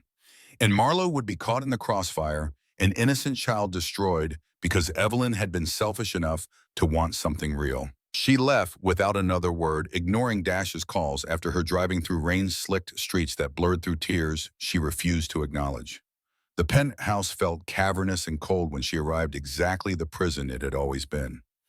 Evelyn stood at the window overlooking Manhattan and understood that she had exactly two choices. End things with Dash immediately and completely, or watch Catherine systematically destroy him and Marlo while forcing Evelyn to witness every moment. The decision made itself. Love was a luxury she could not afford, not when it came with a price this steep. Better to be alone and miserable than responsible for ruining lives that had been fine before she inserted herself into them. The text she sent was brief, clinical, designed to cauterize the wound quickly. This was a mistake. I'm sorry, please don't contact me again. She blocked his number before he could respond. The action felt like amputating a limb to stop infection from spreading, necessary and agonizing in equal measure. The withdrawal happened in stages. First came the call. She did not answer the text that arrived but could not be seen. Then came Dash appearing at Thornton Tower, only to be turned away by security with instructions Evelyn had left that morning. The image on the security monitor, Dash arguing with guards, frustrated and confused, nearly broke her resolve. But she pictured Marlowe's gap-toothed smile, imagined that smile disappearing under the weight of Catherine's retribution, and stayed strong. Days became a week became two. Evelyn returned to the life she had built before Dash, 16-hour workdays, charity events, board meetings, the endless cycle of productivity masking emptiness. She told herself this was better, safer, more aligned with who she actually was. The lying grew easier with repetition. Marlowe's questions were relayed through Royce, who somehow got a message past Evelyn's defenses through a colleague who owed him a favor. The words were devastating in their simplicity. "Where's Miss Evelyn? Did I make her mad? Daddy won't tell me what happened, but he's sad all the time now."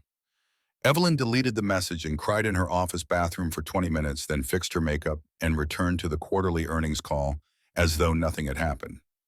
Catherine appeared at the penthouse 3 weeks into the silence, radiating satisfaction like a predator surveying conquered territory. She brought dinner again, the same private chef, the same oppressive ritual of formal dining. "I'm pleased you came to your senses." Catherine cut her steak with precise movements. That man was completely unsuitable. A single father with no prospects, you would have been laughed out of every boardroom in the country. Evelyn pushed food around her plate without eating. "Is that all? Don't be petulant. I saved you from a tremendous mistake. You should thank me. Thank you for destroying the first real thing I've ever had. Thank you for ensuring I'll spend my life alone and miserable like you." The words escaped before Evelyn could cage them. Catherine's fork stopped halfway to her mouth, eyes going glacial in a way that preceded calculated cruelty. "Alone, I'm ensuring you maintain your position, your legacy, your worth. That man wanted your money. They all do. He wanted nothing from me. That was the entire point. Then he was lying or stupid, and either way unsuitable." Catherine dabbed her mouth with a napkin. "We're done discussing this. I expect you at the charity gala Friday. The Vanderbilts will be there and their son is recently divorced. Excellent pedigree, old money, appropriate match." Evelyn stood chair scraping back. "Get out." "Excuse me. This is my home. You're no longer welcome here. Get out." Catherine's surprise was visible for perhaps 2 seconds before fury replaced it. She stood slowly, drawing herself to full height, every inch the matriarch who had built empires through force of will. "You forget yourself. I made you. Everything you are, everything you have exists because of me. Everything I am is broken. Everything I have is empty. And it's all because of you." Evelyn's voice shook but held. "Please leave, now." Catherine gathered her coat with movements sharp as breaking glass.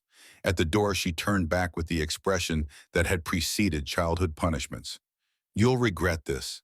Not today, perhaps not tomorrow, but eventually you'll understand that I was protecting you from yourself." The door closed with quiet finality. Evelyn stood alone in her penthouse and felt something shift inside her chest. Not relief, not triumph, but the first stirrings of something that might eventually become courage. The research began that night. If she was going to stand up to Catherine, she needed ammunition. Evelyn had access to Thornton Industries files through her position as co-CEO, though she had never abused that access before. Tonight, ethical boundaries felt less important than survival. Catherine's private office files were password protected, but Evelyn had watched her mother type the code enough times to guess correctly on the third attempt. What she found in the folders marked legal confidential made her stomach turn. Documentation of bribes dating back 15 years. City officials paid off to expedite building permits. Inspectors compensated to overlook code violations. The amounts were staggering, $2 million in bribes alone. Any single transaction would trigger investigation if authorities knew about it. Then there were the emails. Catherine to the construction manager on the building that collapsed in 2018, explicitly ordering him to cut steel specifications below code requirements to save money. His written objection, "This violates safety standards and puts lives at risk," followed by Catherine's response, "Do it or you're terminated. The building will be fine." The building had not been fine. Structural failure 6 months after completion, 2 people hospitalized with serious injuries. Thornton Industries had settled quietly NDAs, signed in no admission of guilt. But the emails proved Catherine had known the danger and proceeded anyway. There were other discoveries. Evidence of tax evasion through shell companies in the Cayman Islands. Documentation of threatened board members who had opposed Catherine's decisions. A pattern of systematic intimidation and illegal activity spanning decades. Evelyn photographed everything with shaking hands, using her personal phone rather than anything connected to company servers. The evidence gathered in her camera roll felt both powerful and dangerous, a weapon that could destroy Catherine but would damage Thornton Industries in the process. Collateral damage included innocent employees, investors, her own career. But Dash's face kept surfacing in her memory, Marlowe's questions about where Miss Evelyn had gone, the life they might have built if Catherine had not intervened with her usual scorched earth tactics. Some battles were worth fighting, even when victory meant losing everything. The next morning, Evelyn called Thomas Webb with a request that made even the experienced detective pause. "Miss Thornton, what you're describing could end your mother's career, possibly land her in prison. Are you certain?" "I'm certain she'll destroy everyone I care about if someone doesn't stop her. I have the evidence. I need you to verify it's authentic and help me understand the legal implications. This is beyond my expertise. You need an attorney. Not corporate counsel, someone who specializes in whistleblower cases and has no connection to Thornton Industries." Webb provided a name. Jessica Park, the family attorney who had helped draft the co-parenting agreement, was too close to the situation. But Park recommended a colleague, Mitchell Sterling, former prosecutor turned defense attorney, known for taking on powerful corporations without fear. Sterling's office occupied a modest space in a building that had seen better decades. The man himself was 58, gray-haired, sharp-eyed, and skeptical in the way lawyers became after years of watching people lie to them. Evelyn laid out everything, the evidence, Catherine's threats, the situation with Dash and Marlowe. Sterling listened without interrupting, occasionally making notes, his expression revealing nothing. When she finished, he sat back in his chair and studied her with uncomfortable intensity. "Why are you doing this? Revenge, justice, love? All of it. None of it. I'm tired of being afraid." "That's the best answer you could have given." He tapped the photos on his phone where Evelyn had forwarded the evidence. "This is enough to trigger SEC investigation. Criminal charges are possible. Your mother will fight with every resource at her disposal, which means you're about to become enemy number one. Your own career will suffer. The company will suffer. Are you prepared for that?" "I'm prepared to stop letting her control my life through fear." Sterling smiled slightly. "Then let's talk strategy. We don't go directly to authorities. That makes you look vindictive. We present this to the Thornton Industries board, first give them opportunity to handle it internally. If they refuse, then we escalate. It's cleaner legally and makes you look like you were trying to protect the company." The plan was sound. The execution would be brutal. But Evelyn had spent 34 years being Catherine's obedient creation. The time for obedience had ended. She tried to call Dash that evening, remembered she had blocked him, and had to go through the complicated process of unblocking to send a text. "I know I have no right to ask, but I need to talk to you. Can we meet?" The response took 3 hours, long enough that Evelyn assumed he had decided she was not worth the trouble. When the message finally arrived, it was brief. "Rosie's, tomorrow, 2 p.m. Don't block me again." Fair enough. She deserved his anger, deserved whatever coldness he showed her. The important thing was getting him to understand why she had done what she did, and to warn him that things were about to get significantly worse before they got better. Rosie's diner looked exactly the same, minus the warmth of first meeting. Dash was already in the corner booth when Evelyn arrived, and his expression was carefully neutral in a way that hurt worse than open hostility would have. She slid into the seat across from him and jumped straight to the point because small talk felt impossible. "My mother threatened to destroy you and Marlowe if I didn't end things. I panicked. I thought protecting you meant staying away. You could have told me that instead of disappearing without explanation. You made Marlo think she did something wrong. Do you have any idea how many times she asked me what she did to make you leave? The words hit like physical blows. Evelyn had been so focused on protecting them from Catherine's active destruction that she had not considered the passive damage her withdrawal would cause. I'm sorry, I was trying to keep you safe. By making unilateral decisions without consulting me. That's exactly what you accused your mother of doing, controlling people for their own good without giving them choice.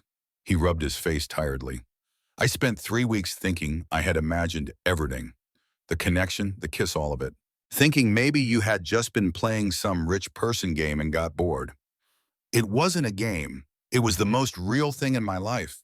And I was terrified Catherine would take it away, so I gave it away first. Evelyn reached across the table, stopping just short of touching his hand. I found evidence of her crimes, bribery, tax evasion, safety violations. I'm taking it to the board and then to authorities if necessary. She's going to retaliate probably against both of us, but I'm done being afraid. Dash's expression shifted from anger to concern. You're going to war with your mother. I'm going to stop her from hurting anyone else, which means things will get bad for me and probably for you too, since she knows about us. I wanted to warn you. Give you a chance to walk away before you're dragged into it. Walk away. He did touch her hand, then covering it with his own. You spent 3 weeks supposedly protecting me by leaving. Did it occur to you that I might be willing to fight beside you instead of being shielded like I'm made of glass? She'll come after you viciously. Your career, your custody, anything she can weaponize. Then we'll handle it together. That's what partners do, Evelyn. They face things together. The word partner undid her careful composure. Tears spilled over despite her best effort to maintain control in public. Dash moved to her side of the booth, pulling her against his chest, and Evelyn let herself be held while crying in a diner at 2 in the afternoon, not caring who saw. When she could speak again, her voice came out rough.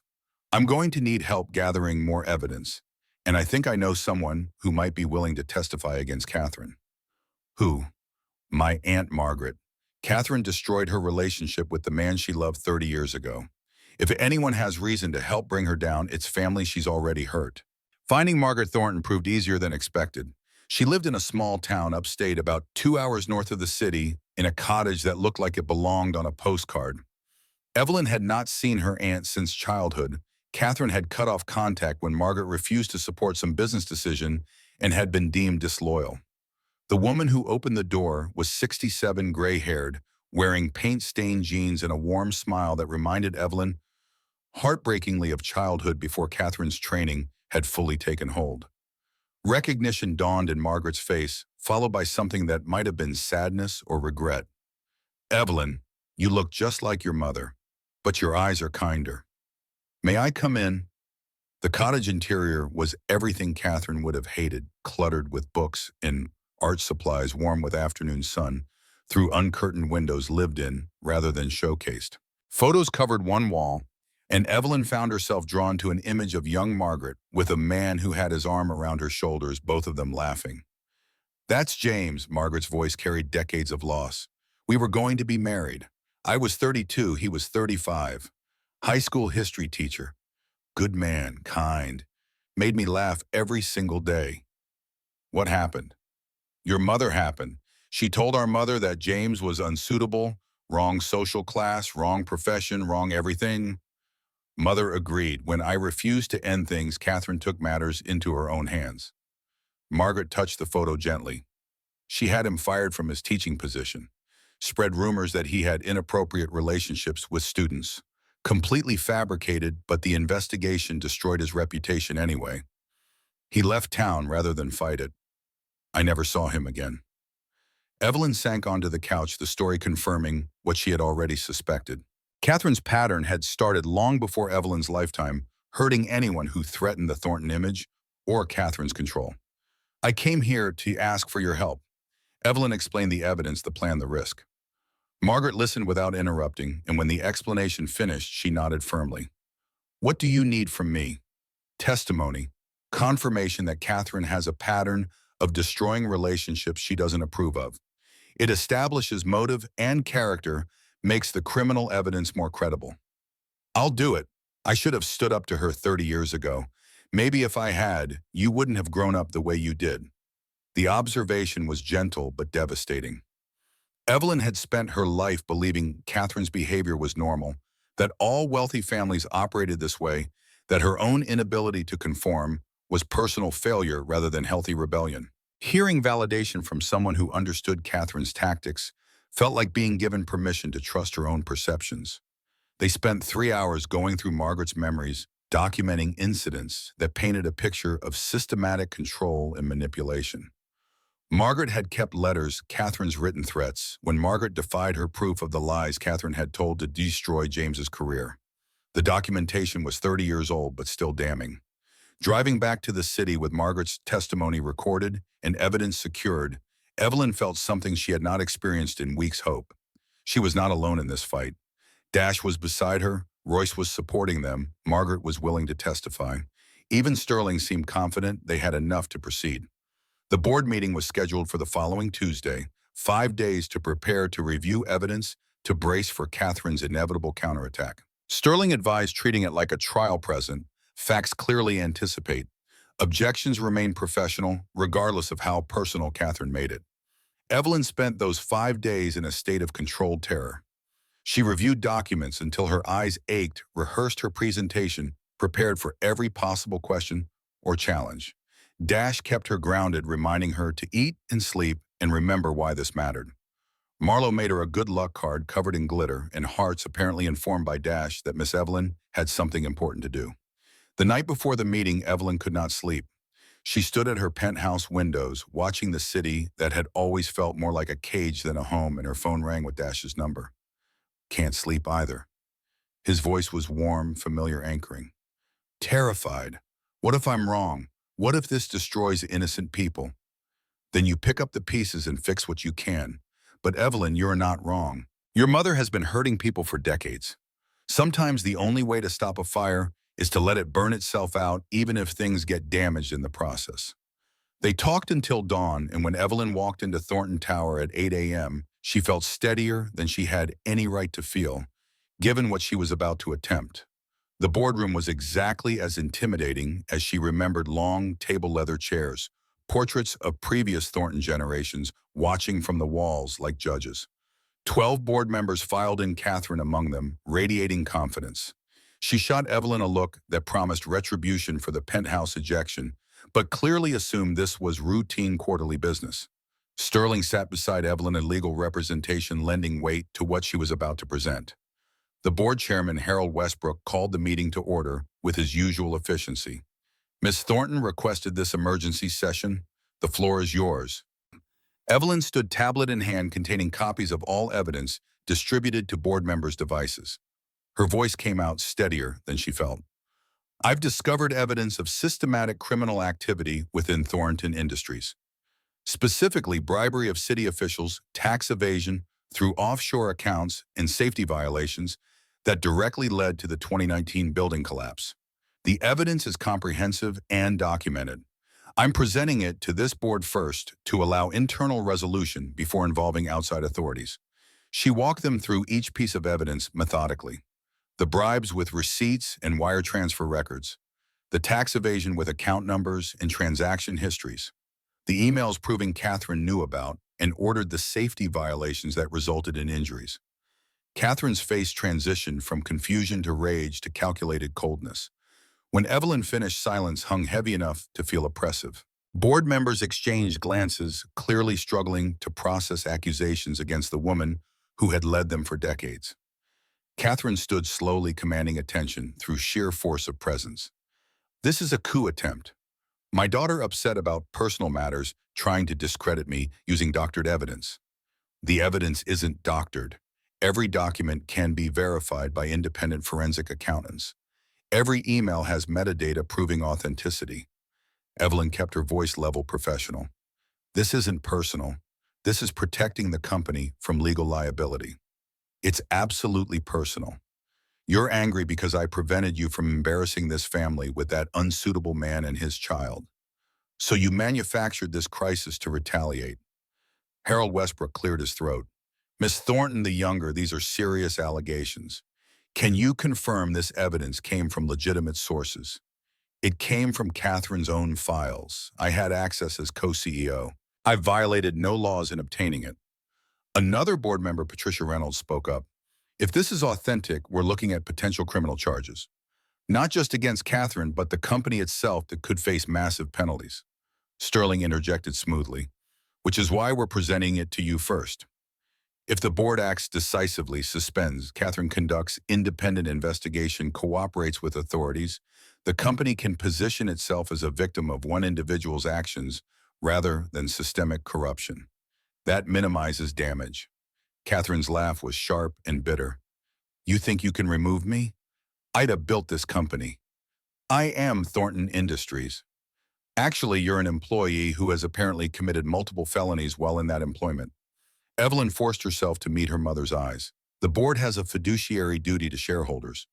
That duty supersedes loyalty to any individual, even you. The vote was called. 7 in favor of suspending Catherine pending investigation, 2 against 3 abstaining.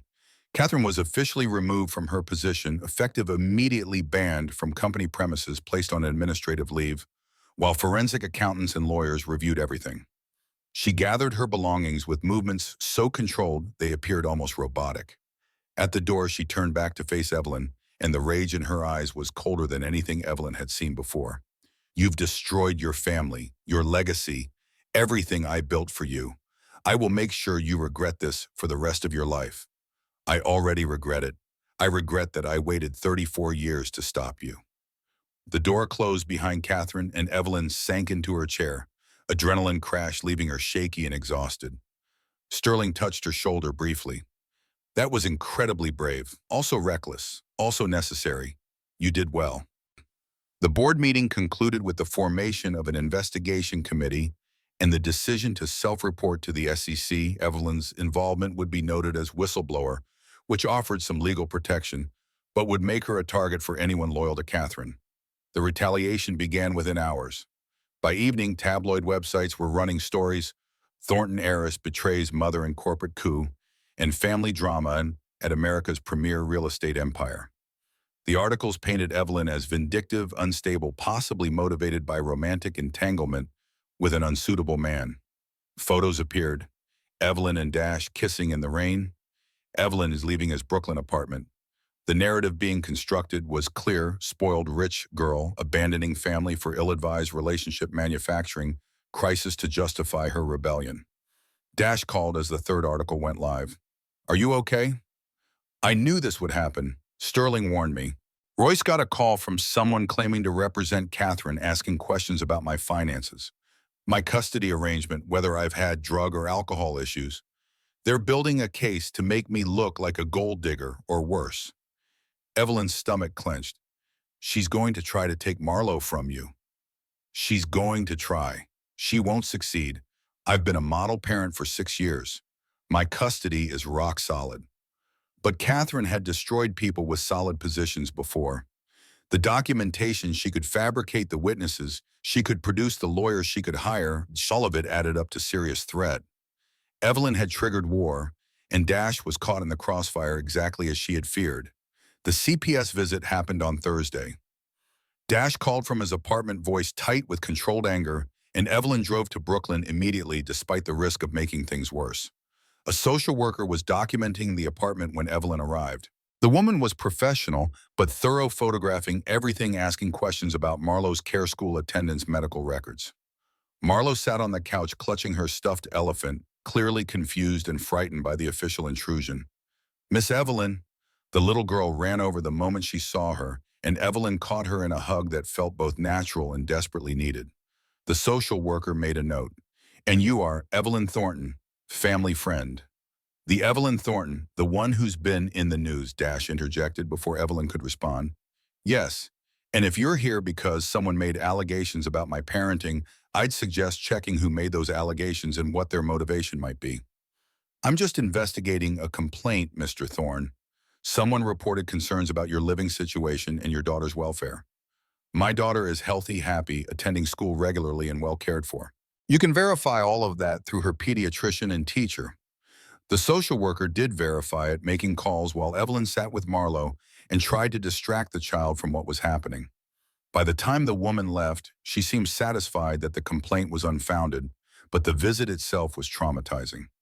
Marlo cried after the social worker left, and Dash held her while Evelyn made hot chocolate and tried to control her own rage. "Your mother did this." Dash's voice was flat when Marlo finally fell asleep. "I know, and she'll do worse if we don't stop her." How do we stop someone with unlimited resources and no conscience? Evelyn thought of the evidence, the investigation, the board members who had voted against Catherine.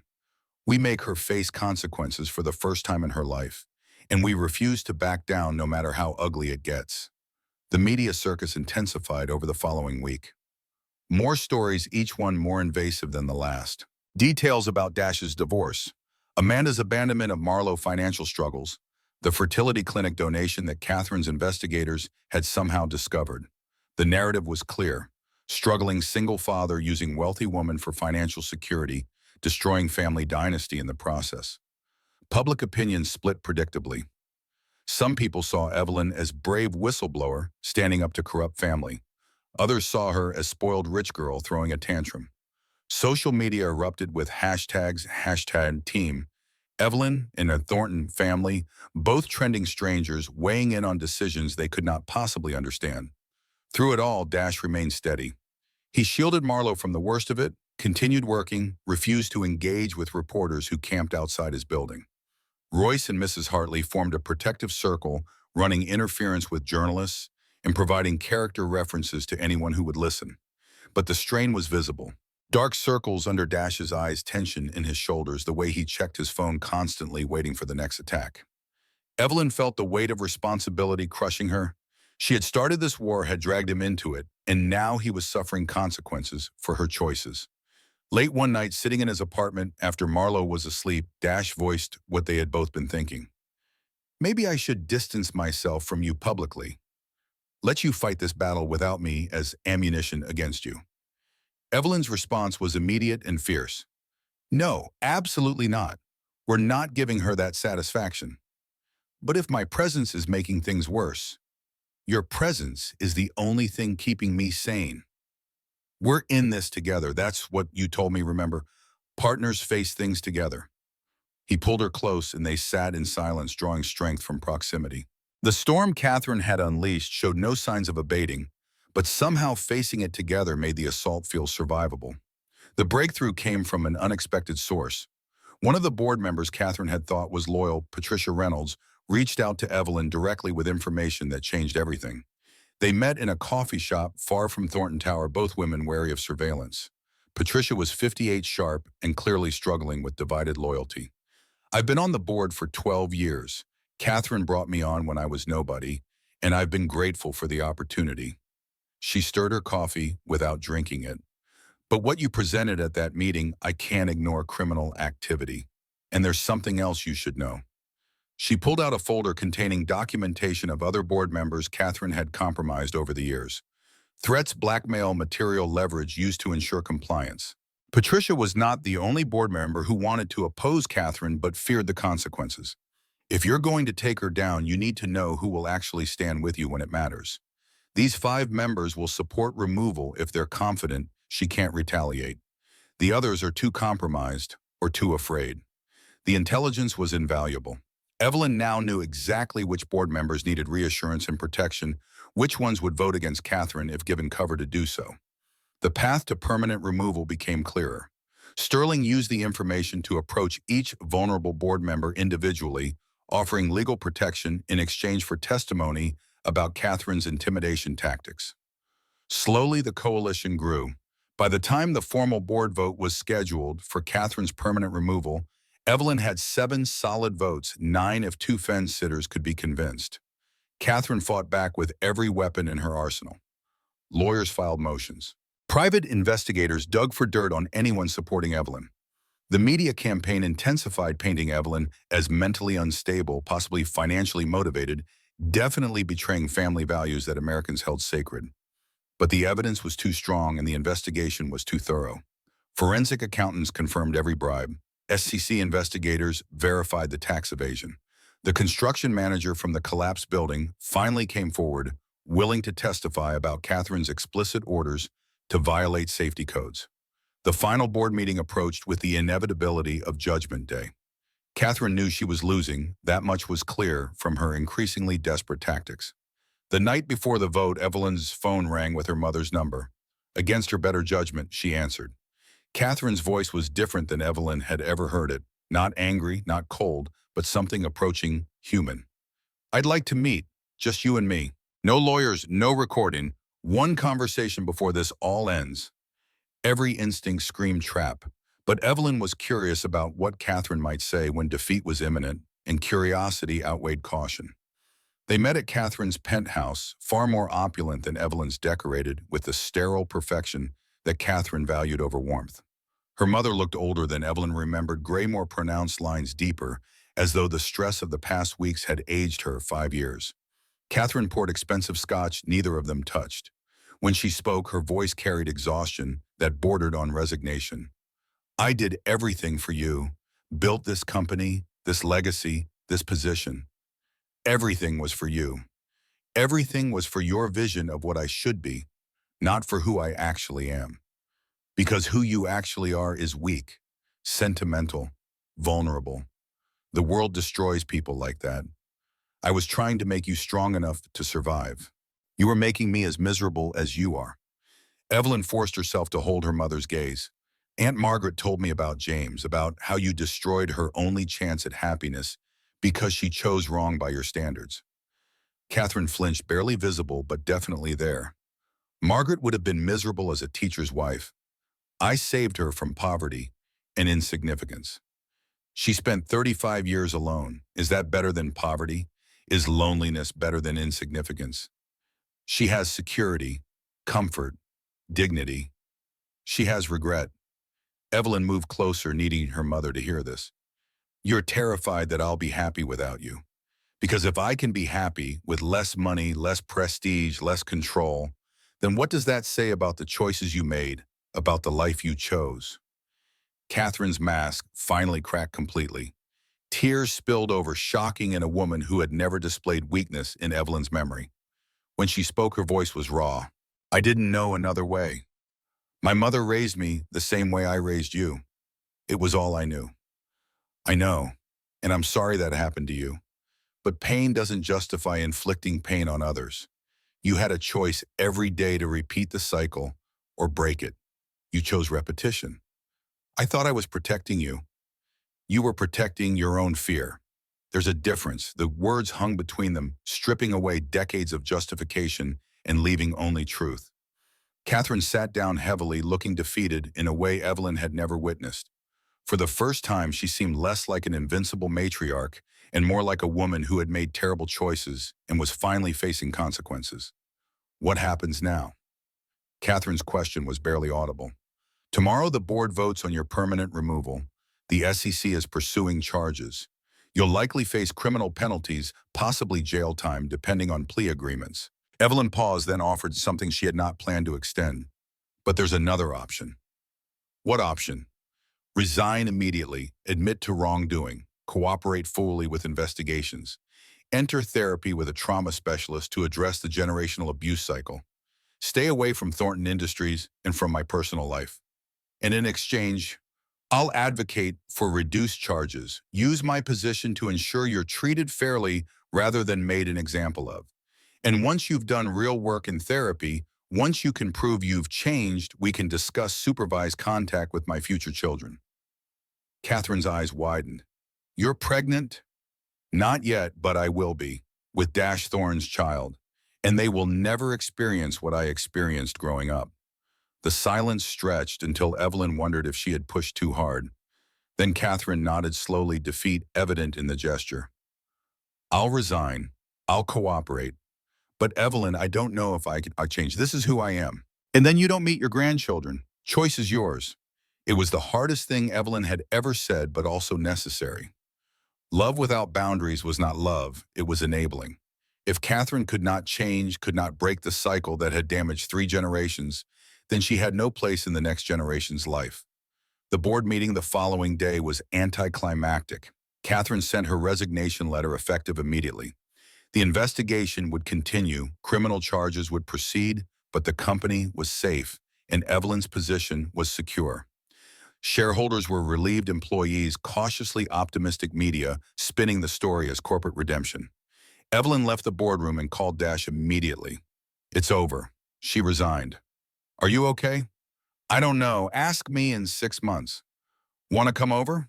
"Marlo's been asking about you nonstop, and I've been saying we needed to wait until things settled down." "I'll be there in 30 minutes. The reunion with Marlo was everything Evelyn needed. The little girl flew into her arms the moment she walked through the door, chattering about everything that had happened in the weeks they had been apart. Dash watched from the kitchen, smiling, and when Marlo finally paused for breath, he approached. "So now what?" Evelyn looked at him, at Marlo, at the apartment that felt more like home than her penthouse ever had. "Now we do what we planned before everything went sideways. We build a family." "You sure? Because the offer still stands. No pressure, no obligations. Walk away if you want to." She kissed him instead of answering verbally. When they pulled apart, Marlo was making exaggerated gagging sounds, and all three of them were laughing. 6 months later, Evelyn stood in Central Park wearing a simple white dress that Catherine would have hated for its lack of formality.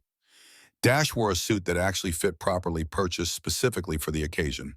Marlo served as flower girl, scattering petals with more enthusiasm than accuracy, her purple dress sparkling in afternoon sun. The gathering was intimate, 30 people who actually mattered, rather than hundreds who expected invitations. Dash's family, Royce and his girlfriend, Mrs. Hartley, with tissues already in hand, Margaret standing proudly in the front row, Sterling and Jessica, who had become friends through the legal battles.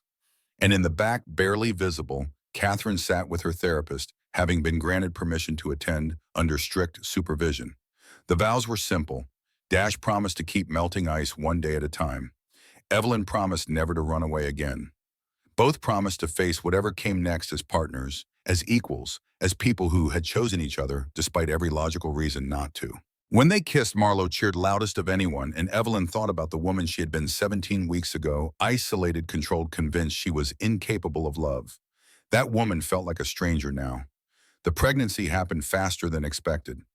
1 month after the wedding, Evelyn took the test and stared at the positive result with emotions too complex to name. Dash found her sitting on the bathroom floor, still holding the test, tears streaming down her face. "I'm so scared." Her voice was barely a whisper. He sat beside her, pulling her close. "Me too, but we're scared together, right?" "Right." They told Marlo first, her excitement predictable and contagious. She immediately wanted to know if it would be a boy or girl, whether they could name it after her, if babies could eat pizza. Dash fielded questions with patience, while Evelyn tried to adjust to the reality of new life growing inside her. The pregnancy was textbook normal, except for the emotional chaos Evelyn experienced. Every milestone brought fear that she would fail, that Catherine's damage ran too deep, that she was doomed to repeat patterns despite best intentions. Dash countered every fear with patience, reminding her that awareness was half the battle, that trying was what mattered. Catherine attended therapy twice weekly, working through decades of trauma, with a specialist who did not tolerate manipulation or deflection. Progress was slow, but visible. The rage that had defined her softened marginally.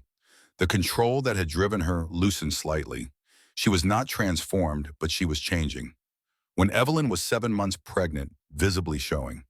Despite the designer maternity clothes she had reluctantly purchased, Catherine requested a supervised meeting.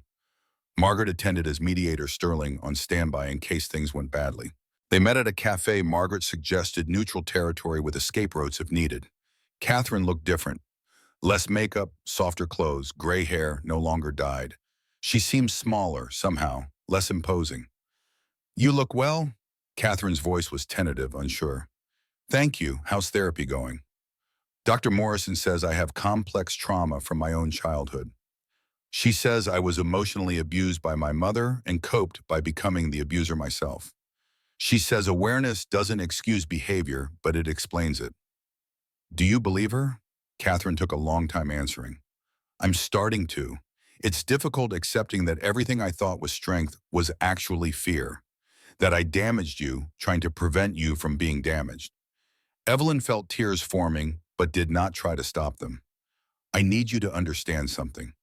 This baby will never be locked in rooms, will never be punished for having emotions, will never feel that love is conditional on performance. I know. And if I can't respect that, I won't be part of their life. Dr. Morrison has been very clear about appropriate boundaries. Can you change enough to be safe? I don't know yet, but I'm trying. For the first time in my life, I'm actually trying to be different. It was not absolution. It was not even full reconciliation. But it was acknowledgement, and that was more than Evelyn had expected. They talked for an hour, carefully navigating topics that used to be landmines, finding small moments of connection that suggested future relationship might be possible. When Evelyn left, Margaret walked her to the car and spoke quietly. She may never be the mother you deserved, but she's trying to be better than she was. Sometimes that's the best we can hope for. Labor started on a Tuesday evening while Evelyn was reviewing nursery paint samples. The contractions felt nothing like she expected, sharper, more intense, making coherent thought difficult. Dash timed them, calmly packed the hospital bag they had prepared weeks ago, arranged for Mrs. Hartley to stay overnight with Marlowe. At the hospital, Evelyn requested Marlowe be allowed in the delivery room, wanting the little girl to be part of this from the beginning. The nurse seemed uncertain, but Dash's insistence, combined with Evelyn's determination, overcame objections. Marlowe sat beside Evelyn's bed, holding her hand, providing commentary that was equal parts helpful and hilarious. When contractions intensified, the child whispered encouragement. "You're so brave, Miss Evelyn, almost like a superhero." Dash stood on Evelyn's other side, strong and steady, reminding her to breathe when pain made breathing seem impossible. And when their daughter finally arrived, Maya Elizabeth Thorne, screaming, and perfect Evelyn held her and cried harder than she had ever cried in her life. "I love you, I love you, I love you." The words repeated like a mantra, like prayer, like promise. Everything Catherine had never said Evelyn would say constantly. Marlowe climbed carefully onto the bed, wanting to see her sister. "She's so tiny. Can I hold her?" They arranged the newborn in Marlowe's arms with careful supervision, and the image burned itself into Evelyn's memory, this family they had built against all odds, this love that had seemed impossible 6 months ago. Dash took photos on his phone, capturing the moment, and Evelyn knew she would look at those pictures for the rest of her life. Catherine was not present for the birth. That boundary had been discussed and agreed upon. She needed to earn her way back into Evelyn's life, gradually prove sustained change before being granted access to vulnerable moments. But Evelyn sent her a single photo later that night, Maya wrapped in blankets, with a text message that felt significant despite its brevity. "Maya Elizabeth Thorne, 7 pounds 4 ounces, everyone healthy." The response came after 10 minutes. "She's beautiful. Congratulations. Thank you for letting me know." No demands for immediate visit, no criticism of the name choice, no attempt to take control, just acknowledgement and gratitude. It was progress, and progress was enough for now. 1 year later, Maya's first birthday party transformed Evelyn's penthouse from sterile showpiece into chaotic celebration. She had redecorated months ago, adding color, removing formal furniture, making the space actually livable. Toys occupied corners, children's books lined shelves, and the refrigerator displayed artwork from both Marlowe and various toddler groups Maya attended. 40 people crowded the space, Dash's extended family, Royce, and his now fiancée, Mrs. Hartley, with her grandson fully recovered, Sterling and Jessica, who had become regular dinner guests, colleagues who had supported Evelyn through the corporate battle. Margaret had flown down from upstate, bringing a hand-painted rocking chair she had made herself. And in the corner, speaking quietly with her therapist, Catherine observed everything. She had been granted supervised visits 3 months ago after Dr. Morrison confirmed significant progress. The visits remained brief and carefully monitored, but they were happening. Catherine brought appropriate gifts, followed boundaries, did not attempt to control or criticize. Watching her mother play carefully with Maya on the floor, while Margaret supervised Evelyn, felt complicated emotions she was still learning to process. Catherine would never be the mother Evelyn had needed as a child. That damage was permanent. But maybe she could be a different grandmother, someone who had learned enough to avoid repeating the worst of her mistakes. Marlowe was in her element, directing older children in games and explaining to younger ones how birthday parties worked. At 7, she had grown into her role as big sister with impressive skill, protective but not controlling, loving but allowing independence.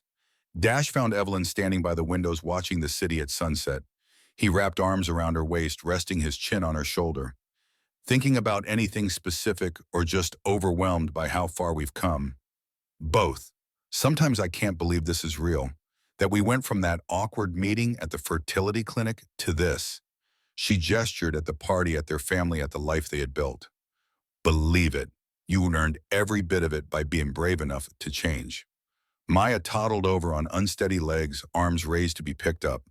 Evelyn scooped her up, the gesture now automatic, and Maya snuggled against her mother's shoulder with a complete trust that still made Evelyn's heart clench. Marlo joined them, slipping her hand into Dash's. This is the best party ever. Can we do it again tomorrow? Birthday parties are once a year, pumpkin, but we can celebrate other things whenever we want. Like what? Like being a family, like being together, like being happy despite all the stuff that tried to stop us. Marlo considered this with characteristic seriousness. So basically, we're celebrating every day. Basically, yeah. Later that evening, after guests had departed and children were asleep, Evelyn and Dash stood in the hallway between bedrooms. Maya in one room, Marlo in the other, both peaceful in sleep. The apartment was still messy from the party balloons, deflating cake crumbs on the floor, wrapping paper scattered, and it was perfect. You know what I realized today? Evelyn kept her voice low to avoid waking anyone. What's that? I spent 34 years believing I couldn't love because Catherine trained it out of me. But I was wrong. Love was always there. I just needed someone to teach me it was safe to feel it. Dash pulled her close, kissing the top of her head. You taught yourself. I just stuck around while you figured it out. They stood together in the quiet, and Evelyn thought about the journey that had brought them here. The fear, the fighting, the choosing to be brave when every instinct screamed to run. She thought about Catherine slowly changing, about Margaret finding peace after decades of regret, about Marlo and Maya growing up in an environment where emotions were welcomed rather than punished. Some people said ice queens could never change, that people like Evelyn were too damaged to become warm.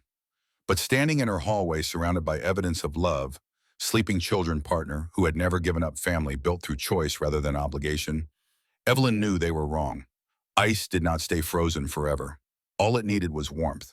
And she had found hers in the last place she expected, with a single dad, his daughter, and the courage to let herself melt completely.